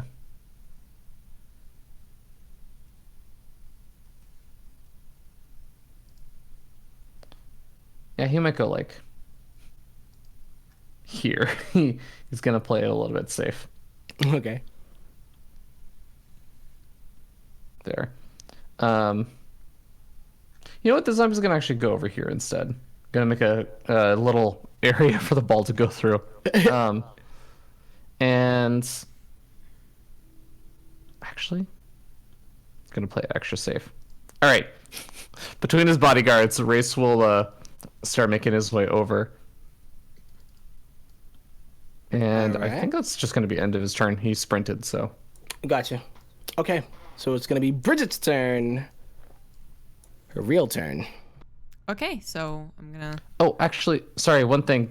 While running past this, do I notice the goal and kind of roll history or no? Sure. Okay. Ooh. All right. So you know a little bit more than Alora, and you say, They kicked the ball, but they also tried to get it into the goals as well. So that's what you have discovered about Incredible. what this could be, yeah. I mean, it seems simple, but how many like medieval soccer games have you ever seen? I don't know about anything about soccer. Yeah, facts. All right. Good information. All right, I'm gonna run up Very. and kick it again. 20, 25, 30. Yep, just in. Actually, I can go forward than 30 feet anyways. But yeah, I hit it. Okay. Roll me your Okay. whatever attack that you would like to do. There you go. Oh damn! Hot damn! Yeah. You do you? What are you doing? You kicking this thing? Are you punching yeah, this ball? I'm kicking it towards the goal.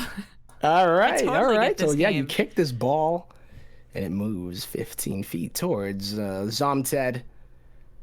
It's a really heavy Yep. ball. Like I'm kicking it pretty hard at this point. I'm like, Oh I yeah. get it. Well, you notice that it's not like well, you wouldn't know what soccer was, but it's not quite a bowling ball, but it's also not It's like it's like a canvas volleyball. wrapped, like heavy. It's like the ball from El Dorado. I get it. It's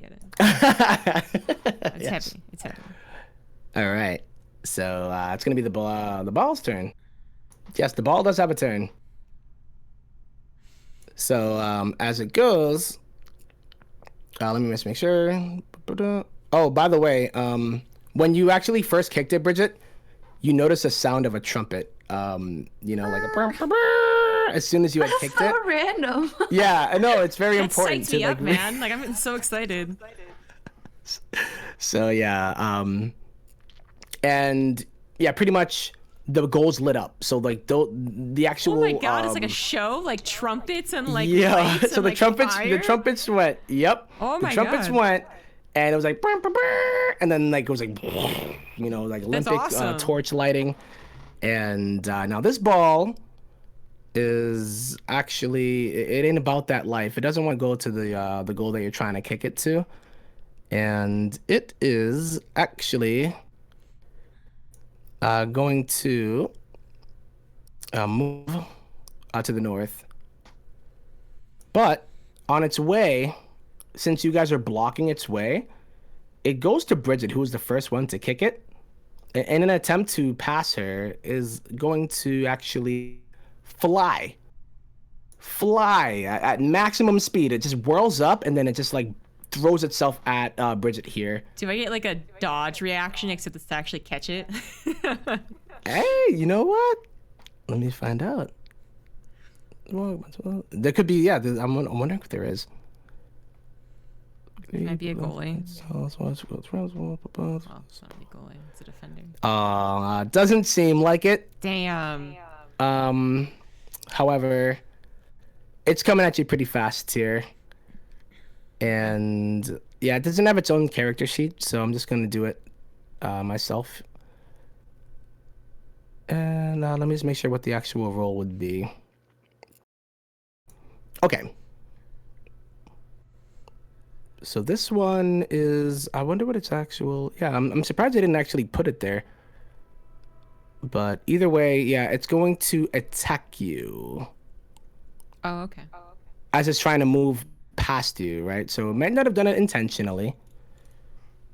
And what I'm wondering if its actual roll would be, it doesn't have stats, you know what I mean? So what would a regular ass attack to actually try to hit your AC? I believe it is going to be just its one. Oh, this is not very I don't think so. If it's a 1d4 minus 1, that's damage. I want to know what the actual hit. A regular melee weapon attack. Does anybody know if there's a Regular melee. melee damage attack, like, right? No modifiers Like an unarmed. aside from what it has here. So I know what mean, its modifier is, but what would a regular melee be?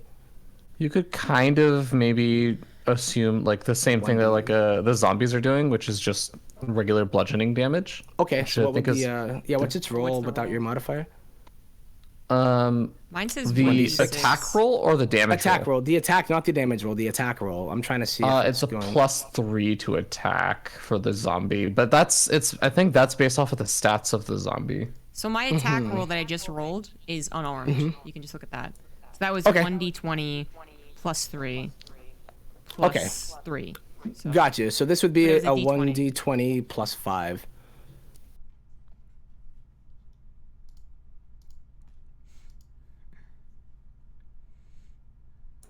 And I think that's more than your that AC. is- yeah. Yep. So it is going to actually hit you for. It's not too bad.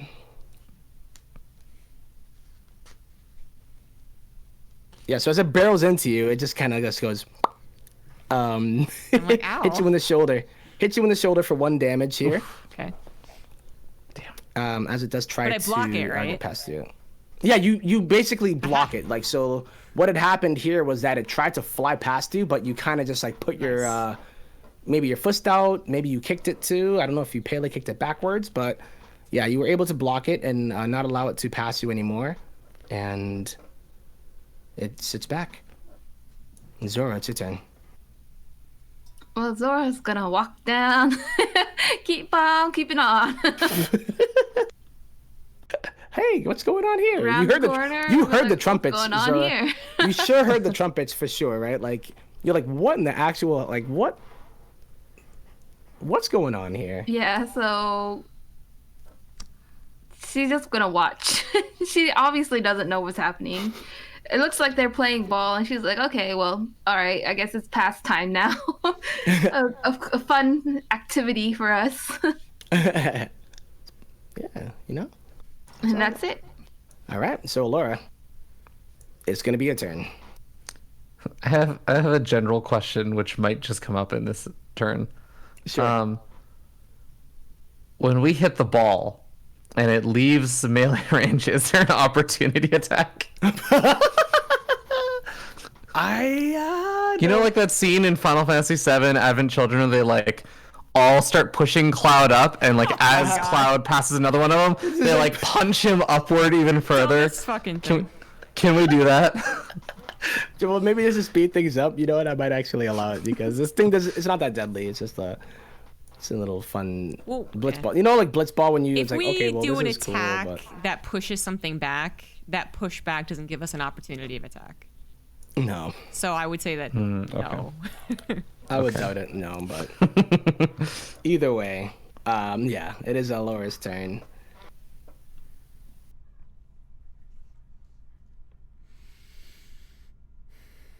Okay, that's definitely a hit.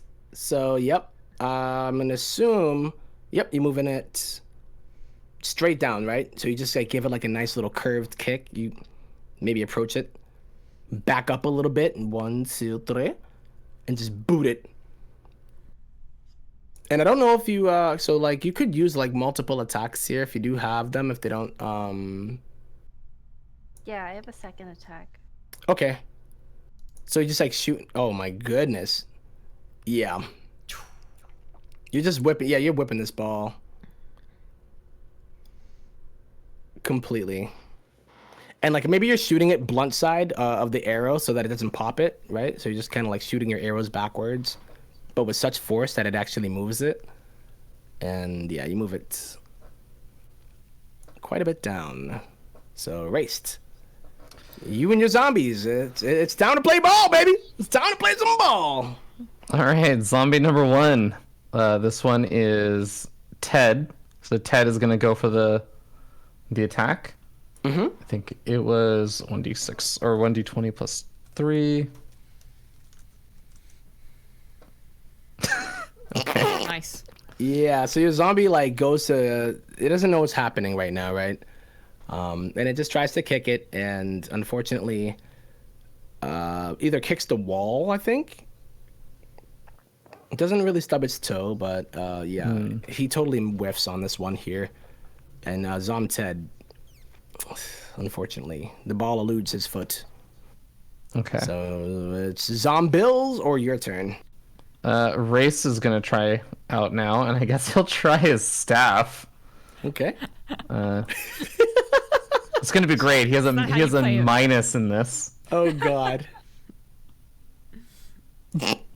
So yeah. Actually, the exact same roll. 2.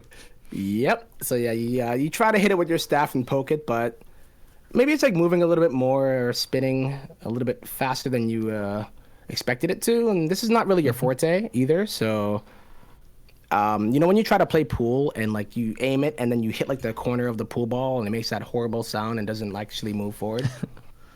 That's what happens with this ball, and it doesn't even move forward, unfortunately. Okay.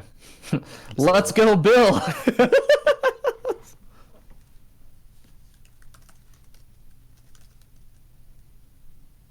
Did I just roll the same number 3 times in a Three row? times in a row with wow. Yeah, so Bill, he sees Zom's head. He's like, oh no, sorry, I was done. And I don't know. I think he just basically, those little like things that you had as a kid with the balls with the handle on them that you just bounce up and down on.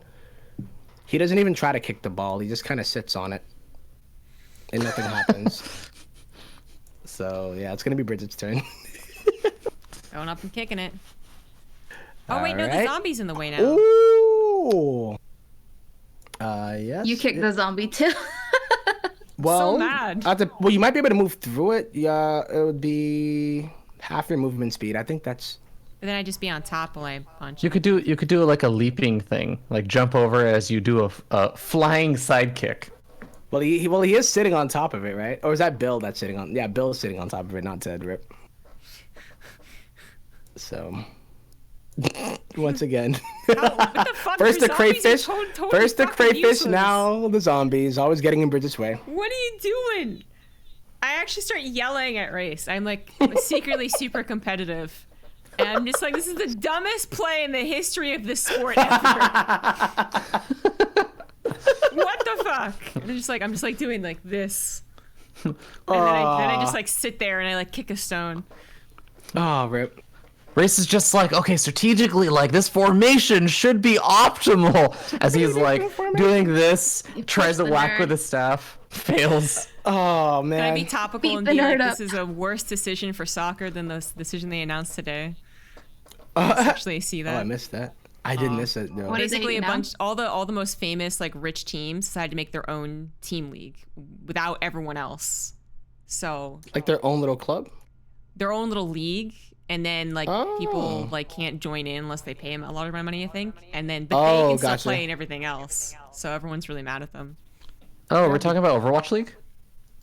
Not quite. No. Well, I mean, like to a degree, I guess it's like a similar idea where like Overwatch League was like, yeah, pay us a lot of money or like fuck your community. What?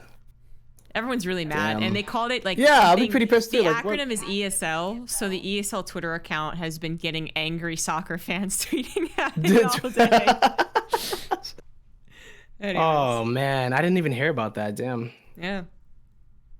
All right. Well, the zomball. Well, it's not really a zombie ball, but wow, this is a pretty decent formation here. So, it is indeed going to try to move past Raist. No, maybe it's gonna go over the zombie, right? The goal is on the north, or rather on the top side. So I think it's gonna move closer to the actual goal and then try to attack Raist here. So we're just gonna do that 1d20 plus 5 here. Come on, hit me. Is that what's your armor? That is a hit, but It's a okay, hit. okay. Roll the damage, roll the damage. Oh, I'm ready. shit. D4 minus 1. So yeah, Boom.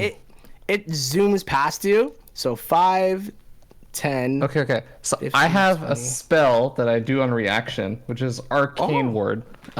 Okay. This is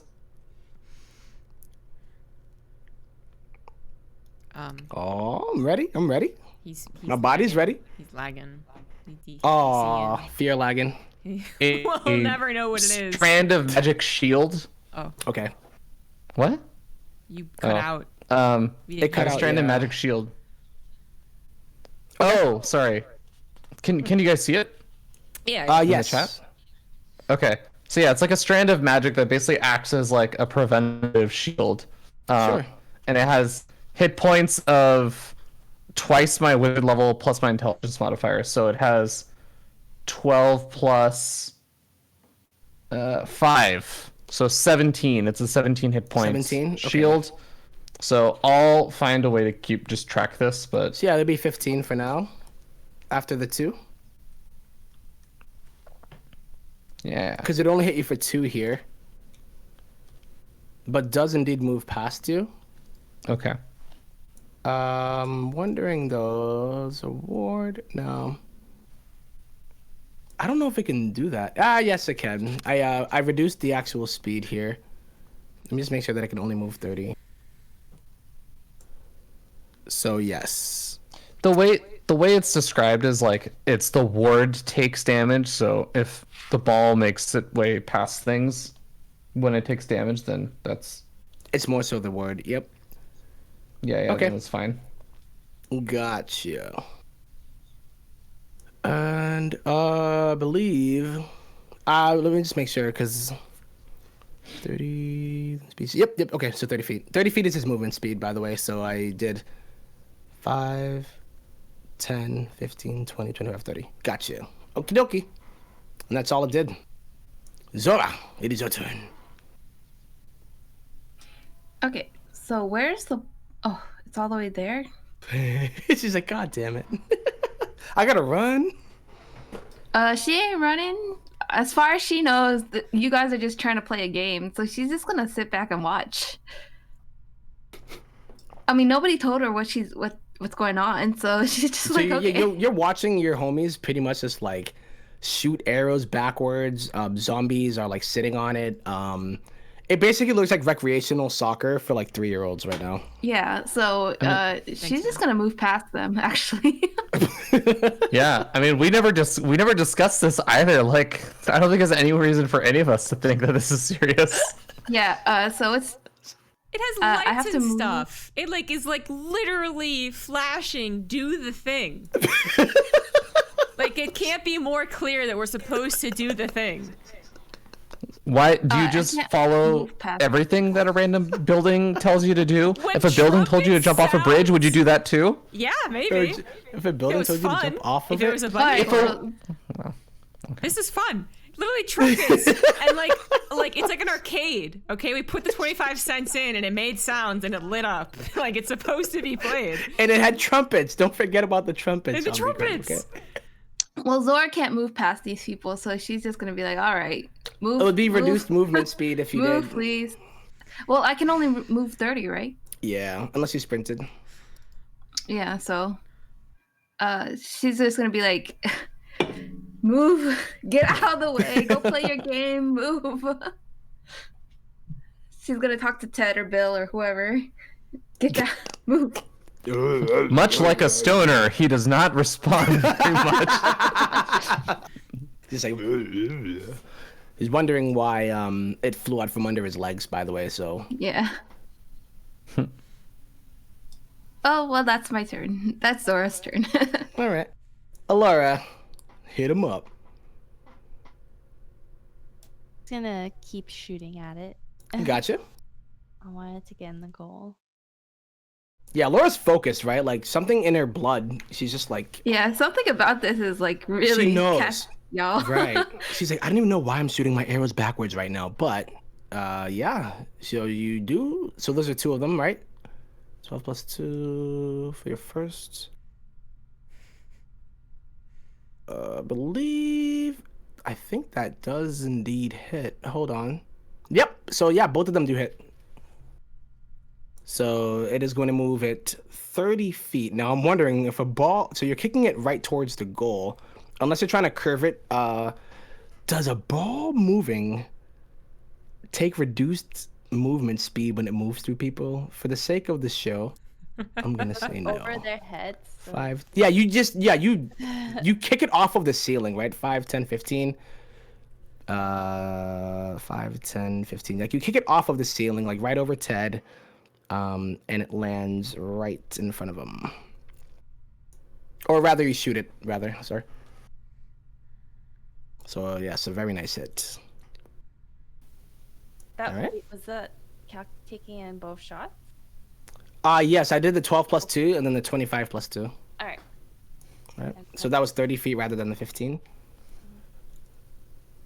But yeah, it was such a nice that second one really did it, right? So the first one hit it like one way, and then as it was coming down from the ceiling, you just like shot it in midair and it bounced it towards the east or the west. And it's now Raist's turn. Okay. I'm gonna note I'm gonna surround on the ball now. So this has advantage. Oh my god. Okay, yes. That actually is indeed. Yes. This should maybe something we should have calculated. We're gonna have Ted attack. All right, Ted, Hey! get him, zombie Ted. Zombie Ted with the 17. Okay, dokie then. So that's Okay. gonna go 1, 2, 3 to the. Or unless you want it to go.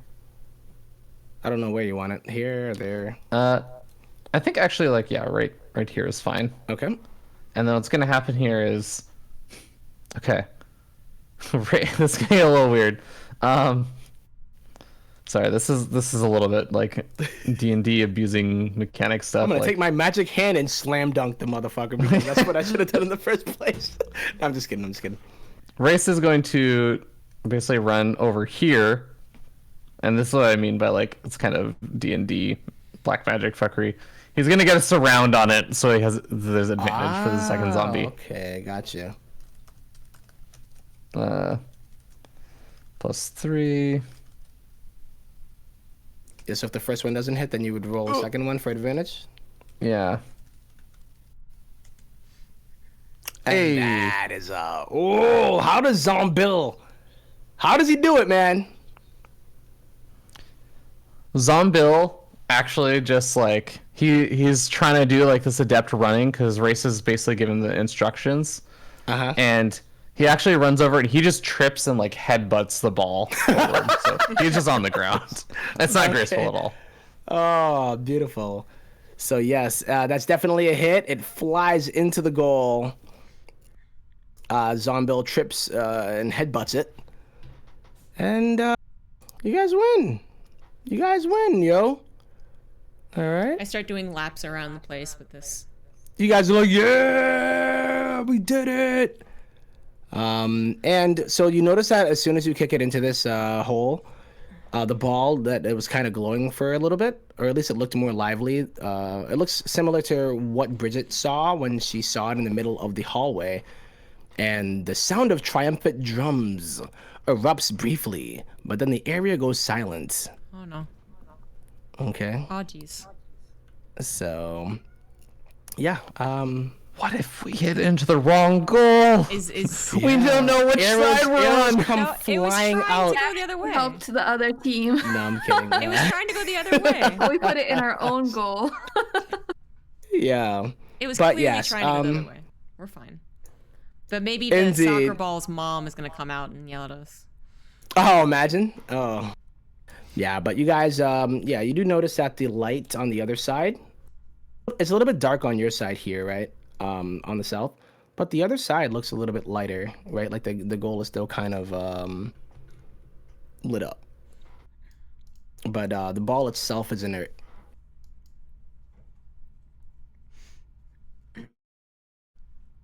Okay.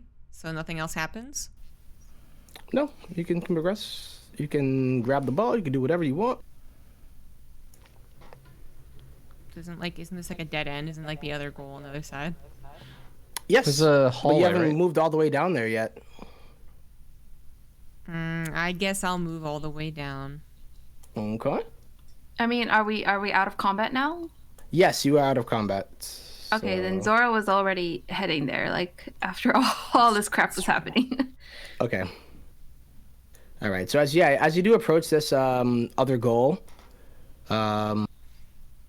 it's game starts actually again. so yes, within the space here, right? Like the goal like area of it. You might have heard a little bit of a sound as you made that goal on the other side. And a little bit where that face-looking goal was, something got depressed. And there's a Well, little yeah, bit we of a beat small him. Of course panel. it's depressed. Hey! Yeah, there's another pouch made of fish skin that is lying in the mouth. Chillin'. Someone else can And take as you it. come here, Okay. Zom Ted is gonna go for it. Zomted. Grabbing it. All right, so Zomted grabs it, and does he like open it up? Nothing happens when he removes it from that little opening. Okay. So I guess that's Raze is just like stick your hand in it. okay. So Zomted sticks his hand in it and is like, pulls out 10 pink pearls, a topaz, and a shell necklace. Pretty shell and then necklace for the also, zombie. oh yeah, it's like my puka shells here, like this. Oh, so handsome. And let's just see if I'm probably going to ruin something again, but there's a whistle in there as well. So unfortunately, there was no referee in that game. But if there were to be a referee, he probably would be blowing this whistle to call all of the fouls at you and penalties that you guys totally made. So there you go. Huh. Eagle whistle, wondrous item. I don't know if that showed for you guys. Do you see it? Yeah. Gotcha. Good. See it? All right. So Zomted is holding some gems as well as his whistle. Okay. I think hand it off to Raist and kind of say like, all right, we'll split this up later. Word. You're gonna grab it? What? Yeah. Zomted is the one who got it, and then he's going to hand it off to Raist, and Raist will put it in his bag and say, okay, we'll split these up later with the rest of the stuff. What does Zomted say back? Zomted is just like, dude. Yes. Yep. So there you have it, guys. You said it was 10 pink pearls, the whistle, and what? 10 pink pearls, there was that whistle, and was a shell necklace. A topaz and a shell necklace. So the 10 pink pearls you might identify as adventurers, that they're worth about 20 gold each. A topaz and the shell necklace as well, that looks pretty valuable. Cool. So I'll tally that up.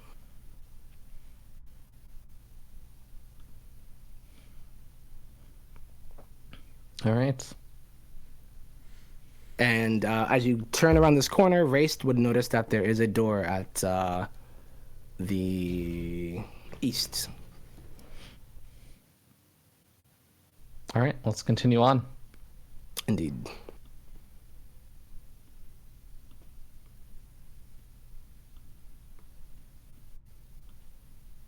All right, so you approach a door.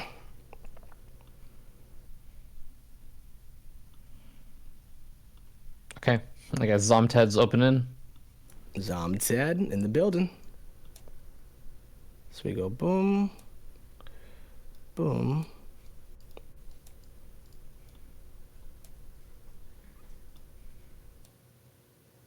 And you look into this room. See a few doors, some more of these statues too. Oh, this is an interesting little shape for a room. I'm sure there's a freehand one, but I'm gonna make this a lot harder on myself instead. And just try to just do this. Boop, boop. Another door here. As well as more walls. Boop, boop, boop, boop, boop, boop. Okay, so. Hold on. This is a lot more. My push to talk is on my mouse. But either way, you can assume that it's like a almost diamond looking or rhombus, perhaps. I don't think it's a rhombus. It's more of like a square, depending on what perspective you're looking at. And this oddly shaped room is decorated in cat motif. So the center of the southeastern wall, so as we look at southeastern, it's going to be up here. Oh, it didn't do it. The center of the southeastern wall.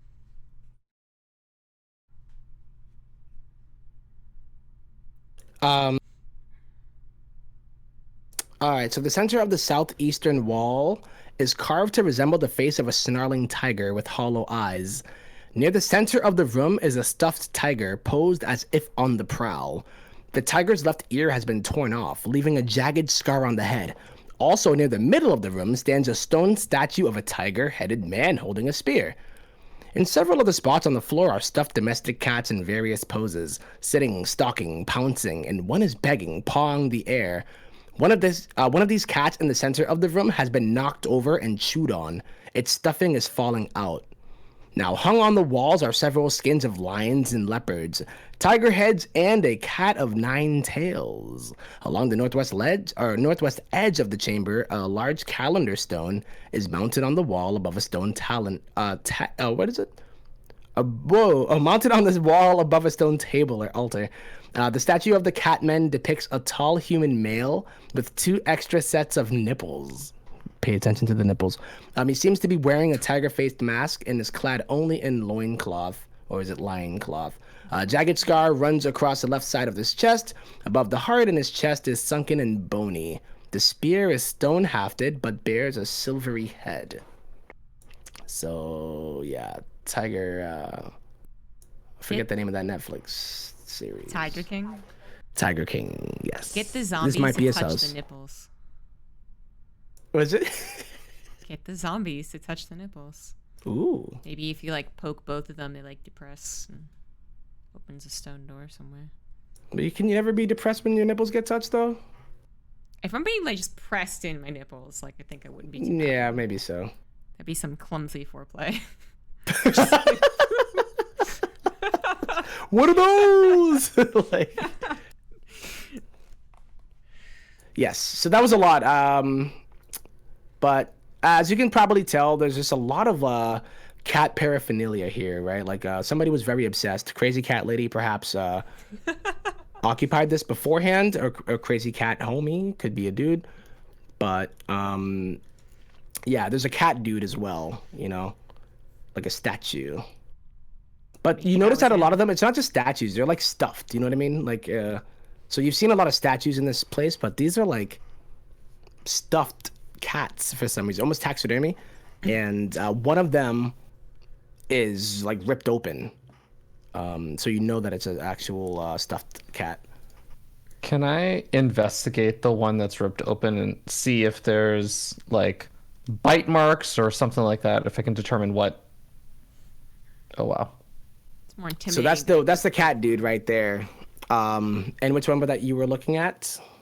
The one that was ripped open. I want to see if I can determine like what may have ripped it open. Okay. Oh, well, you made my job a lot easier. Yeah, you might assume that it used to be intact at one time, and then an incision might have been made by who knows what. And it no longer is put together. Stuffing's popping out.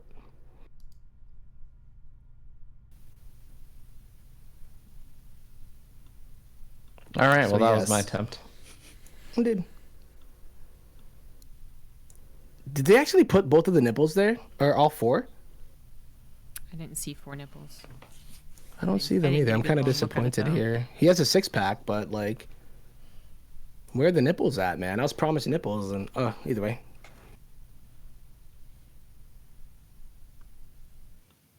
Yep, but you notice that there is a door to your north here. And there's also a door to your southeast? Or not south. So this, I can't tell. Southwest. South by southwest. Okay. Door? So we'll just go towards the door. Yep. So this is the one that so that's like a little platform or like a wall. The door is this one here. There, the north one. But if you do go over to that area, right, that would be your northeast. Hit me up with a Oh God. with an investigation or perception. It's a natural one. Hey, you never know. You never know, right? Okay, that's not too bad though, right? So, at least on this side, you notice that there might be something a little bit different about this spot. But you can't really put your finger on it. That'd be Kathy, so that would be ZergGirl.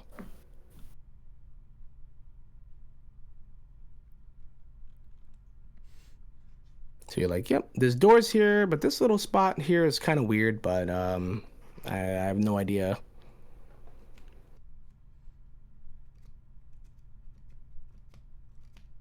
You're muted. I am? Oh, Kathy. no. No, Sorry. Oh my Kathy. gosh. Okay. I was saying, I'm gonna use my hands to kind of examine that area. That seems off. Maybe I can spot Yeah, if it seems off, I would do investigation then if you perceive it and then something's different about it. But yeah, you'd have to investigate it a little bit more. Yeah, and you kind of touch it, and you just you might put your ears to it, and you're listening perhaps, but you don't hear anything. But unfortunately for you, you kind of are just like, I don't know. There's something weird, but maybe it's just a wall.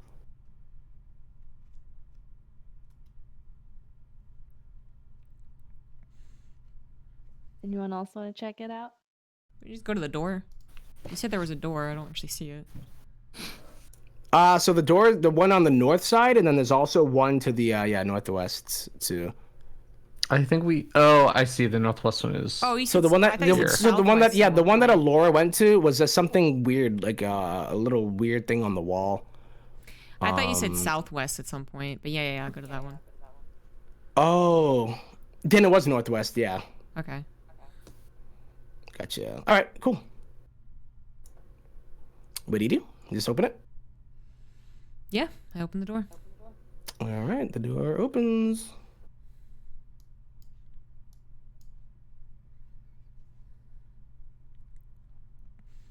Okay, promising. Hallway. It is indeed a hallway. But very like all of the hallways you've seen before. No, but yeah, it is indeed a hallway, yeah. You know what? Just gonna hop over here and have my boy Zomted also just open the door, peek in. Oh, the one that's to the north? Yeah. Okay. And another hallway with what you look to see as dun, dun, dun, dun, dun, dun, dun. The passage leads towards a set of double bronze doors bearing the engraved face of the jaguar god. Both walls of the corridor are carved to represent two lines of warriors in profile, holding hatchet-headed polearms and facing the western doors. So that's up or down. Sorry. I've so that's seen down. this before. These figures Just are like painted the with zombies. These figures are painted with vivid lifelike colors: red, black, white, green, and yellow. As Zomted opens this door. There's a jaguar down this way. And that's what that looks like. There's like a buried jaguar god or something down this way. I'm sure And of a it. door at the end of it too. So. Yeah. Yeah, two of them actually. They're like looking at each other.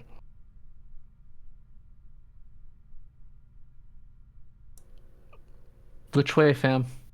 The choice is yours. I like my way a bit better. Okay. BH. Your way does look more like a way out. Yeah, send the zombies in first though. Okay. Ted. Gonna go in.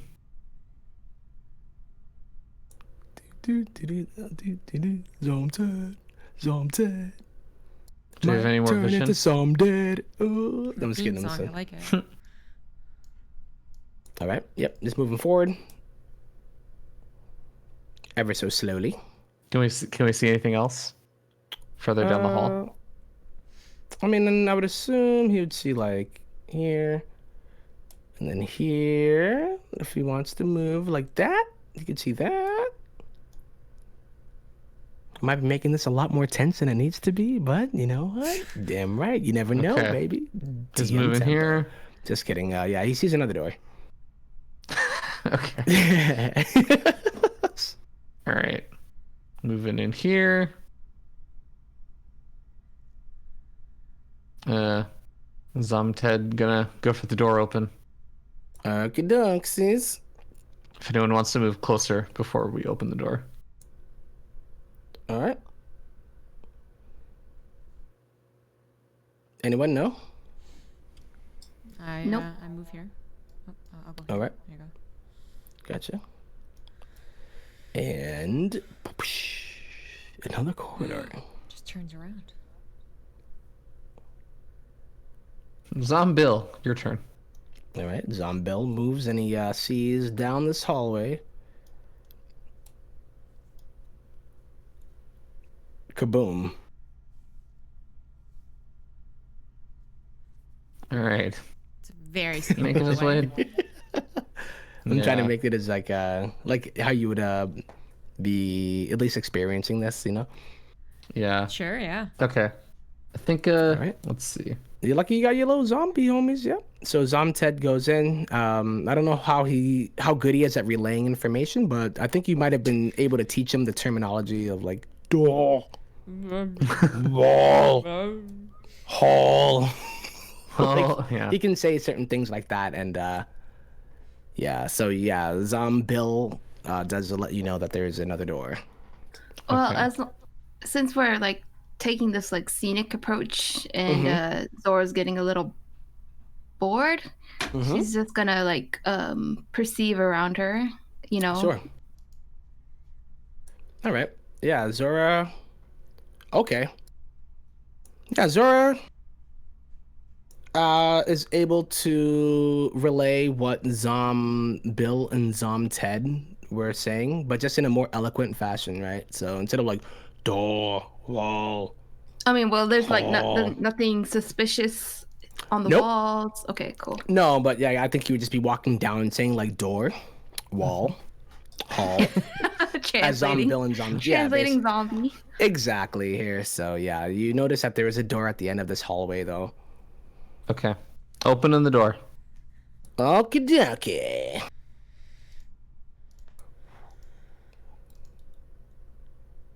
Oh, the door's over here. Ooh. So as you Something open this interesting. door, yep. Yeah, so you open this door, right? And in the center of this room is a withered tree that looks like a leafless willow, rooted in a terraced depression. The bottom of this hollow is filled with oily water, a few inches deep. And across the room, beyond the dead tree, is another door. Around the sides of the room, a 5-foot wide ledge encircles the tree, and the walls of the room are beaded with condensation. And here is what you see. So that is what that withered tree looks like. Oh no, it's Yeah. real. It's a thing. It's alive. Those are arms. It's just like the thing that we No. It's like the Don't it's be like ridiculous. the rock that looked nothing like a giant lobster and then suddenly a giant lobster. Like, this shouldn't be anything, but it clearly is something. Can I Is it can I humid perception? in there? What'd you say? Is it humid since there's like condensation and things like that? I would say so, yeah. Like the water's pretty shallow, so perhaps it has been evaporating and just sitting on the walls. You know what I mean? Like so perhaps yeah, This it's a place little is bit. gonna It be could be great for our a tad bit steamier, but yeah, you're noticing that the walls themselves have like whatever water perhaps was in this pool, and then it might just drip back into this pool. So it's like this endless cycle. Can I perception to see what I notice about the tree? I would give me a Investigation. not even invest. I would say, you know what? Yeah, Nature? sure. Nature. Yeah, nature. That's what I was thinking. So nature. Yeah. You notice that it's not just like a your average tree. You know what I mean? Like this is weird. You know. You're not sure exactly what it is, but yeah, it doesn't seem like something that your grandpa would at least plant in his garden. Okay. I think zombies are gonna go a little farther forward. Mm-hmm. And Race will probably move like right here. And kind of signal to the rest of the team to maybe move in. And that there might like kind of says like this tree looks Yeah. awfully suspicious. We should maybe so I think he's gonna say like hello in Sylvan, just because there's been a lot of Sylvan Oh, okay. usefulness. Gotcha. All right. So hit me with a you say hello in Sylvan, let's see. Is it just hello? Yeah. See if there's a response. Okay. You know what? I think with just speaking it in Sylvan, it kind of is just like a. It responds, but it doesn't say anything. Like it's just like a.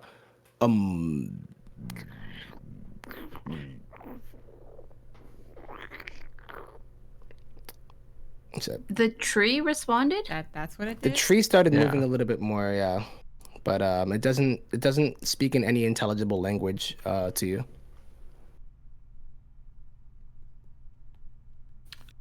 Okay. I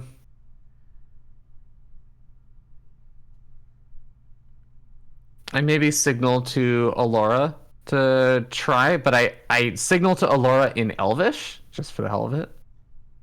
See if the tree responds to Elvish. Really flexing. Yeah, Yep. calm down, dude. Yeah. Yeah, you notice. And then I just kind of curse to myself in Primordial, just, you know, just which I do know. Do I roll an insight? For this one, I would.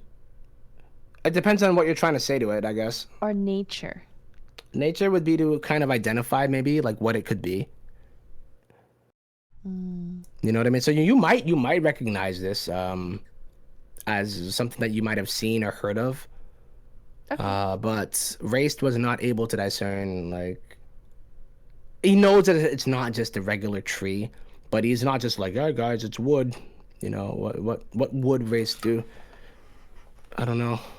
All right. So can I roll perception? Yeah, I would do it depends on what you're trying to do, right? So if you're trying to figure out what it is, I would do nature. Perception would be to see if there's anything else weird about it that you might have been able to see that nobody else did.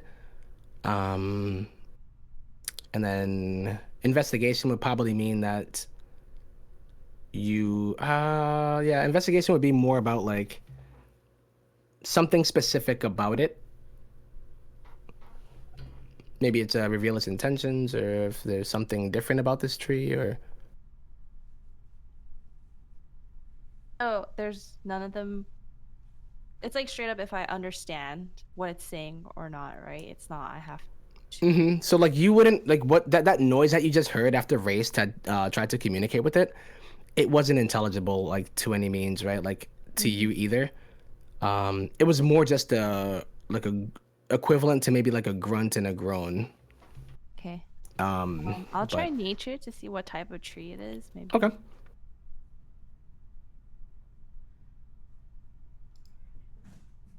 All right. So yeah, as you look at it, you might be able. Now you'd only really see it as some kind of a tree that apparently likes to dwell in water. So Race kind of identified it as a tree, and then you were like, well, this tree, you know, most trees don't necessarily grow in water, but there might be some certain types that do. But I'm not exactly sure what the tree would be. But it's pretty big, you know what I mean? And it's definitely still living, like it's not idle, you know what I mean? Like you notice that it's kind of moving. Okay. If we're out of ideas, Race is gonna try speaking again in Sylvan, because at least he got a reaction to that, and say like, we mean no harm. He's gonna kind of instruct Ted to make his way a little bit further in and start walking kind of around this edge. Okay. So as Ted is moving around it, you do indeed notice that one of the branches of this tree attempts to reach over to Ted. All right, and it makes that same kind of gurgly noise, and like the, and I'm gonna need y'all to roll initiative. Oh boy. Nice. It doesn't immediately attack him or anything though, right? No, it's trying to right now. Okay. So we're going to add this. I know to add a token for it. this be? I don't know if they have it. I'm gonna make my own. Not make my own, but yeah, they don't have a specific one. But let's see if they just have like a tree. It's a pretty badass looking tree, by the way. And I don't believe we have one, so let's just do plant, maybe? Okay, he's gonna be a mushroom man today, I guess, but that's not what I want him to be. That works. Yeah, he's not a mushroom, guys, but that's what he is today. You mushroom man now. And let me get his stats for ya. But yes, it's starting to move, and yeah, as Zomted moves towards it, it definitely does not seem like it's trying to at least have anything to do aside from grasping at it, or him. So let me give his stats for you.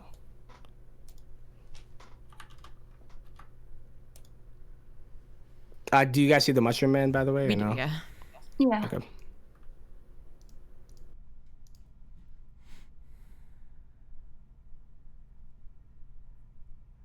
And that should be good. I have all of his stuff here, so I'm just gonna roll his initiative. And then we're assuming that the zombies have your same initiative, right, Ravi? Yep, just for simplicity. Okay. And let me pull this up.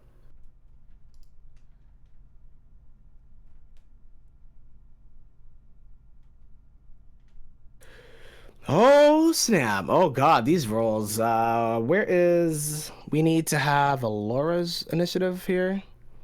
I think it was... Yeah, if you click on your character and then just do the initiative roll. Oh, I thought I did it. It was 14. Oh, it is there. Yeah. Yeah, I think it's when... Yeah, it's if you don't have your thing selected, then I think I could still do it.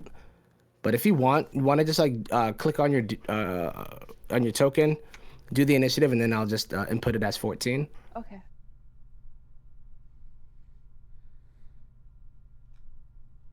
Like that? Yep. Then boom. All right, so yeah, this thing comes to life, yo. And as you notice that Zomted like walks on over to it, it is actually. So yeah, as it kind of this just to give you a little bit of reference. I mean, you can see the stairs. So like you guys that are behind the stairs, or at least like at the top of the stairs, it's about 5 feet down. All right. So there's like a little bit of a ledge here, and then there are like these stairs that descend down there. So Zomted moved on down and tried to like scurry over to the left. And as he did, this thing kind of lashed out at it and decided it's gonna be interesting. So yeah, here we go.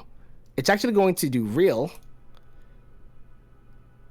and completely grasp Zomted, or at least attempt to. I don't even believe it that it needs to roll. The pilot poses creature grappled by it. No, this must be a different thing here. Sorry. So I'm just gonna make sure that I don't do this correctly. Yeah, I think it's the grapple itself might be possible. No, it needs to be an attack. Okay, so we're just gonna do an attack here. I'm gonna roll its regular attack here against Zomted's armor. Okay. Okay. Okay. Armor class 8. He'll be fine. Okay, Oh yeah. So that's He totally dodges that. Oh yeah, for Oh sure. my for god. Sure. All right, so yeah, it grabs Zomted and brings it right into the water. And it grapples it. So it actually does have a grapple effect on Zomted, which means that he would roll disadvantage, I believe, on it, unless he decides to use an action to escape. And then it is going to make 3 attacks here. So 1 tendril attack. Oh my god. Jesus. Good thing it's a 2 zombie. tendril attack. What's that? Good thing 12? it's a zombie. Does They're all hitting.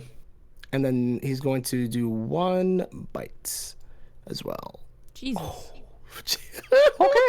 Okay, so let's just say that Zomted is out of hit points. But there is still hope for Zomted. Yeah. So remember that the tendril only grapples. The tendril doesn't do damage, but the bite itself that pulls him in. That's still his literal hit point. Health pool is 28 hit points. Oh, yeah, this is true. But actually, I think let me see. Does my Arcane Ward let me absorb some of the damage, but not all? It would depend on, like, say if the Arcane Ward is on you.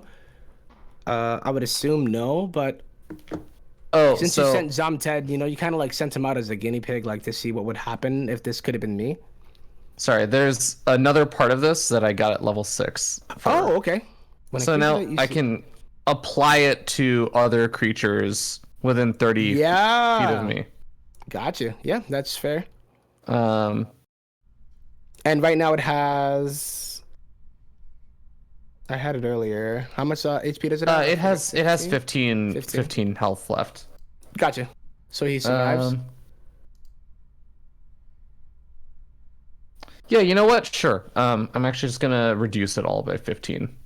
Okay. So it is going... instead of 28, it will do 13. Yeah. So Zom's head is at 15.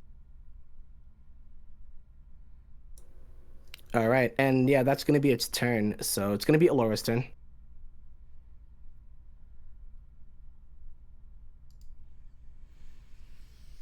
Within range of it, like through the doorway. Yeah, with the longbow you should be. Yeah. But also be aware that anybody that moves through you will take reduced movement speed to get through the door. Yeah, I'll move forward. Now I'll shoot my bow.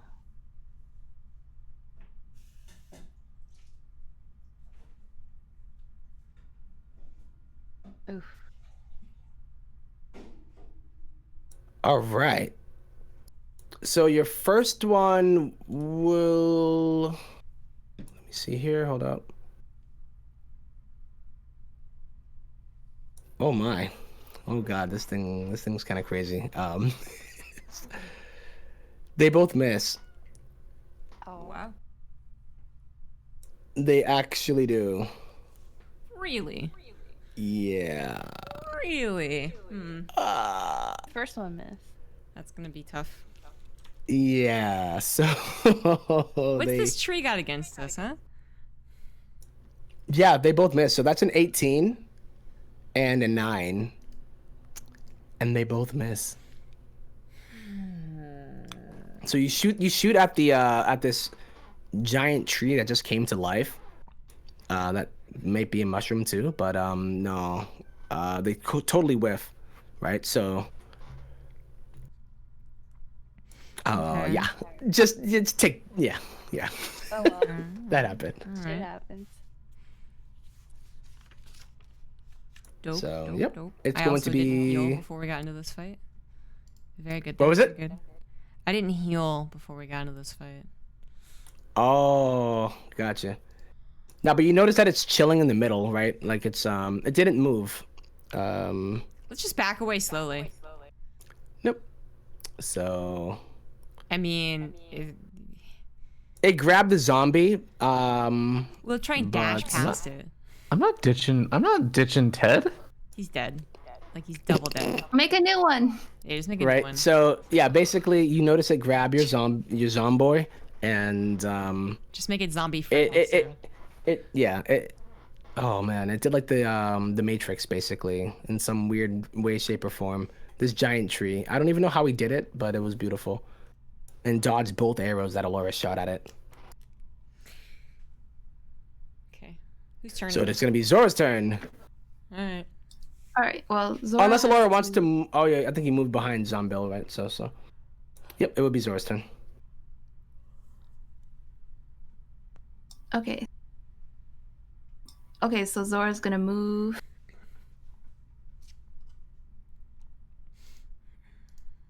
Over here? take stock of the situation, and use Sacred Flame. Okay. Alrighty. So it would need dexterity save. Yeah, so you Feels bad. right? You shoot the Sacred Flame either out of your Warhammer or your, I'm gonna say it's out of your Warhammer, right? Like you swing it and like try to perhaps free Zomted here, and it just goes in between two of these little tendrils that it does have that are gripping on Zomted, and splashes into the wall to the east. Yeah, can I do a investigation or something on this? Like, you said it was oily water, right? This water is shallow water. It's actually, when you looked in, it didn't seem to have like any of the qualities like maybe when you guys fought the snail, right? Like you notice that this is not, it's not hard to go through, right? Most of the water is on the walls, right? Like it. Yeah, but you said it had an oily sheen to it, right? This one here. Yeah, the water it's just, in. The water itself. He's just chilling in some shallow ass water. I could have sworn you said oily. But the water. So there's, I don't know. I will do a. Give me a. Can you bonus? Can you do perception as a bonus on your? Like what you noticed, like when you came in, you probably wouldn't have been able to really know what's going on here. Nothing. Yeah, you know what I mean. So like, you just see this giant tree, and that's probably the most of your concern. Zomted might have been able to somehow relay that it's not. But aside from what he knows, he's just a zombie. So. Yeah. Okay. So we're not running away from it. That's cool. Was the Sacred Flame a fire attack? What was it? Was Sacred Flame fire? I think it's radiant. Okay. Yeah, it's radiant. So it's more like it's like holy fire almost. So I could either try to stun this thing and then we can run past it, or I can try and put fire on it and see if it's vulnerable. Yeah, it's up. The choice is yours. It would, if that's Zora's turn, then it would be Bridget's next. Yeah, well, I'm asking that group. Let's fight it. Okay, but which one should we do? Try to stun it or see if it's vulnerable to fire? Light it up for me. Yeah, light it up. You guys choose wrong. Clearly, we should try and stun this thing and then run past it. It is a really powerful boss, but... Whatever. That's why you should burn it alive. Whatever. But you can't burn something that's more powerful than you. All right, I'm gonna get in range. Wisdom. Look at Bridget's wisdom. I'm gonna get in range and kill myself, basically guaranteed. Okay, if I stunned it, at least would have a chance.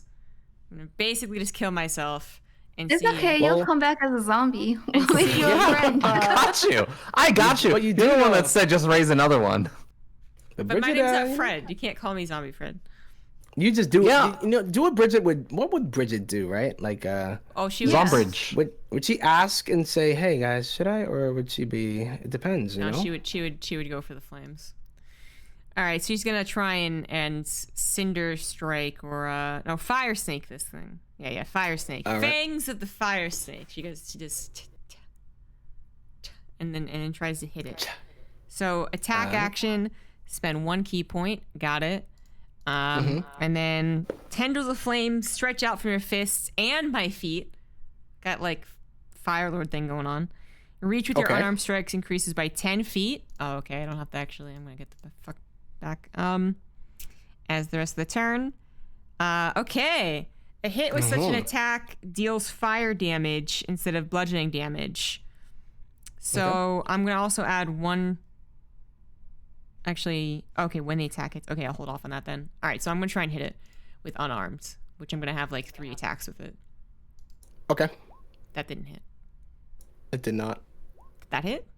That does hit. Awesome. Then I'm going to add a key point of 1d10 damage to that. Okay. So let me do that. Resource management. And then roll 10. So that's 11 fire damage. Okay. It's fire. Does it do anything extra? I mean, not that you notice. I mean, I think this might be the first time that you've done it before, and you're like, that was cool. I don't notice that it hits it for the tree, yes, like, it catches hits on it for what you fire. expected it. It hits it Okay. for what you would have first expected it to hit it for. Okay. All right, fair enough. And yeah, it indeed. Maybe the condensation in the room. Ooh, what's And that? my last hit does critical That's a damage. definitely yeah. That is a crit. 11 more damage Oh. on top of that. 22 Yeah. fire damage. Ooh, baby. Let's baby. go. Okay then, yeah. So yeah, you light it up. Pow. You know what I'm saying? Like Fist of Fury straight up on this. And damn, that's beautiful. So it is about total 11 6. Did Zora go? She did, Yes. yeah. Yep. All right, yeah. Is it did- 17 total? I did 22 total. Oh, 22 with the crit. Yep. So Yeah. 22. Beautiful. All right. So yeah, this thing, woof, definitely knows that it felt the burn right there. Definitely did. Nice. It's my turn. I'm done. All right. So that works. I'll make sure that. Yeah, sometimes it doesn't actually update for some reason, but I'll just do it manually. All right, beautiful. So it is going to be Raist's turn. Raist, what do you do? All right, so Zombill is gonna try and dive on forward, protect his bro. Gets in over here, and he's gonna go for the good old bludgeoning attack with hopefully advantage. Yep, you got a flank here. So when you walk through this water, it is a little bit murkier than you would have expected it to be. Or Zombill, you kind of see him struggling a bit more. Okay. And what is his movement speed? And where is he moving He has from? 20, so if it gets halved, then he makes it to here. Okay, so he'd be there, yeah. Okay. Yeah. So 17, that doesn't hit. You said, or 17 does not hit. No. okay. No, that one doesn't hit. Oh, man. All right. Ted, I think you said disadvantage from the reel was on. That's on Ted. So any action It's that he on would make, strength checks, but not yes. just For regular grapple, attacks. For grapple, it would be, I believe it's. Let me check. For grapple, the rules. Because I believe you can use it pass. So I had it earlier. I just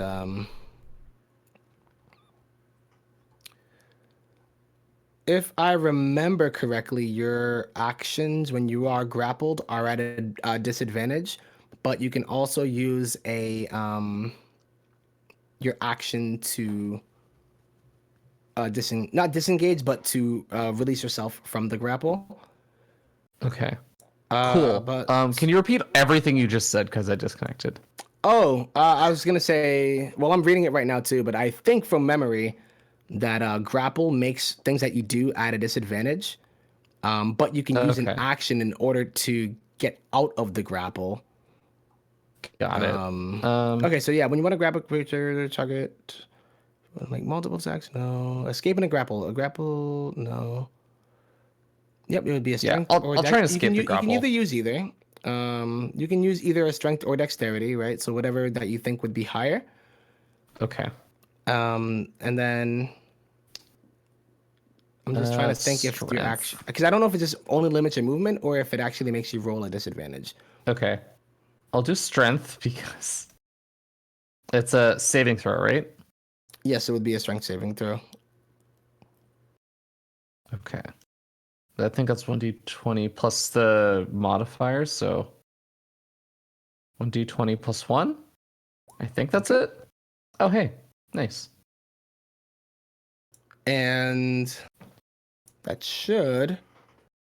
So grasping, central. Yep. So that does free. Okay. It does is that free his him. turn, or is? So that would be his action to. I don't think he has any bonus actions. Got it. Right. Yeah. But he can move. It might prevent or provoke an opportunity attack. I think it just move over here, so we got a proper surround here. Okay. Yeah. So you're not moving out of his range, right? You're just getting Yeah. a good flank. And then Raist himself is gonna light this bad boy up. He's Gotcha. gonna cast Lightning Bolt, which should do 8d6 damage on a failed. Or sorry, it's half of 8d6 on a failed save, and the lightning ignites flammable objects in the area. Mm-hmm. So it's a tree. Does it light it on fire? Let's find. Well, it doesn't have that. You noticed from Bridget's attacks that it was any more like it didn't like wind back or anything like that. Aside from like what Bridget knows her own power to be. Right, like she wasn't surprised when she had punched it and was like, "Whoa, that was crazy." Got it. And she might have communicated that. I'm not sure, but Yeah. I was testing it, Okay. so I would have right. back. So like, okay. 34 damage. Damn. So it needs to make a dexterity saving throw here. It's an immobile tree. Oh, Yeah. yep. Dodges It's oh my god, hot damn, Ravi.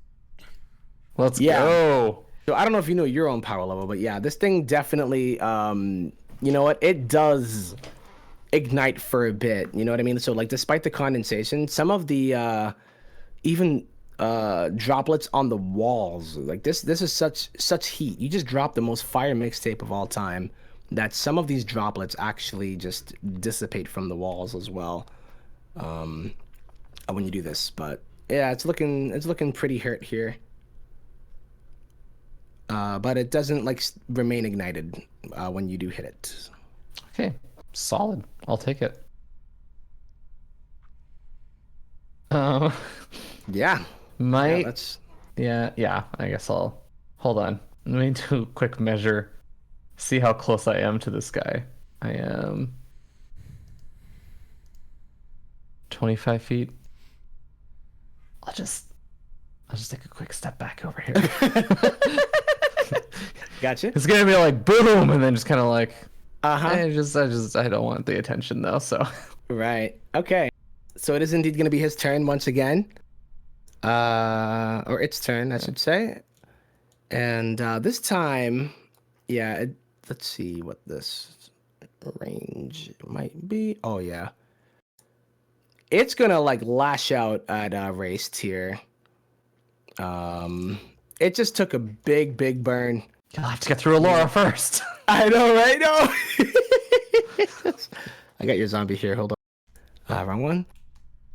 And then, so yeah, it's actually going to try to grab you here. So what do we got for for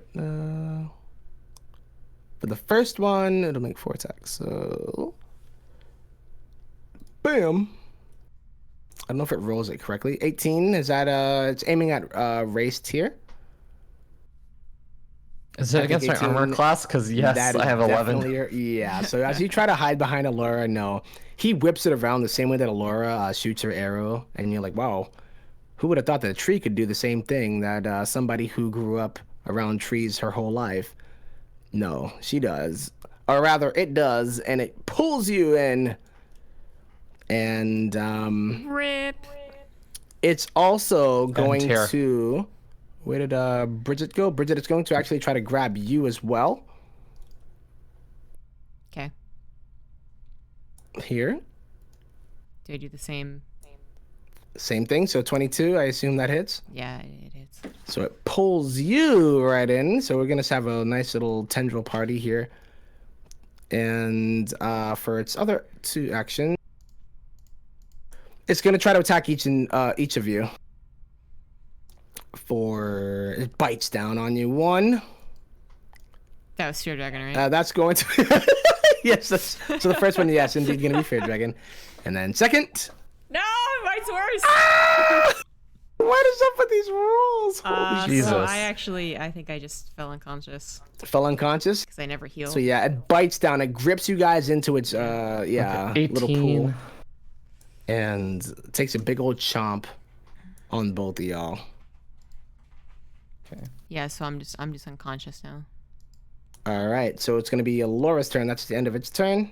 We're at midnight though, so me falling What does that mean? unconscious might be after where we stop. Oh, for the time. Yeah. So yes, as it takes a big old bite out of Bridget's face, the scene fades to black, and to be continued is displayed on the screen. You guys are gonna save me, right?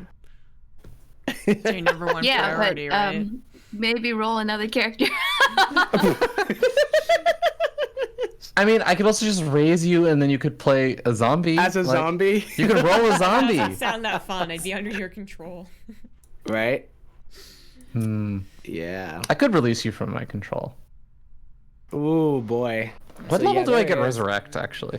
Didn't we look through it, or I don't thought know. you When you're just trying to like, actually you're trying your hardest answer. to find a way to heal, and you're like, why is? I the did, wizard- and I found a way to heal. Oh. It's preventative damage, basically. That's all I can do. Uh-huh. That's why I was doing the School of Abjuration, like, ward stuff. Yeah. Oh yeah, that was a yeah. This thing is rolling pretty crazy right now.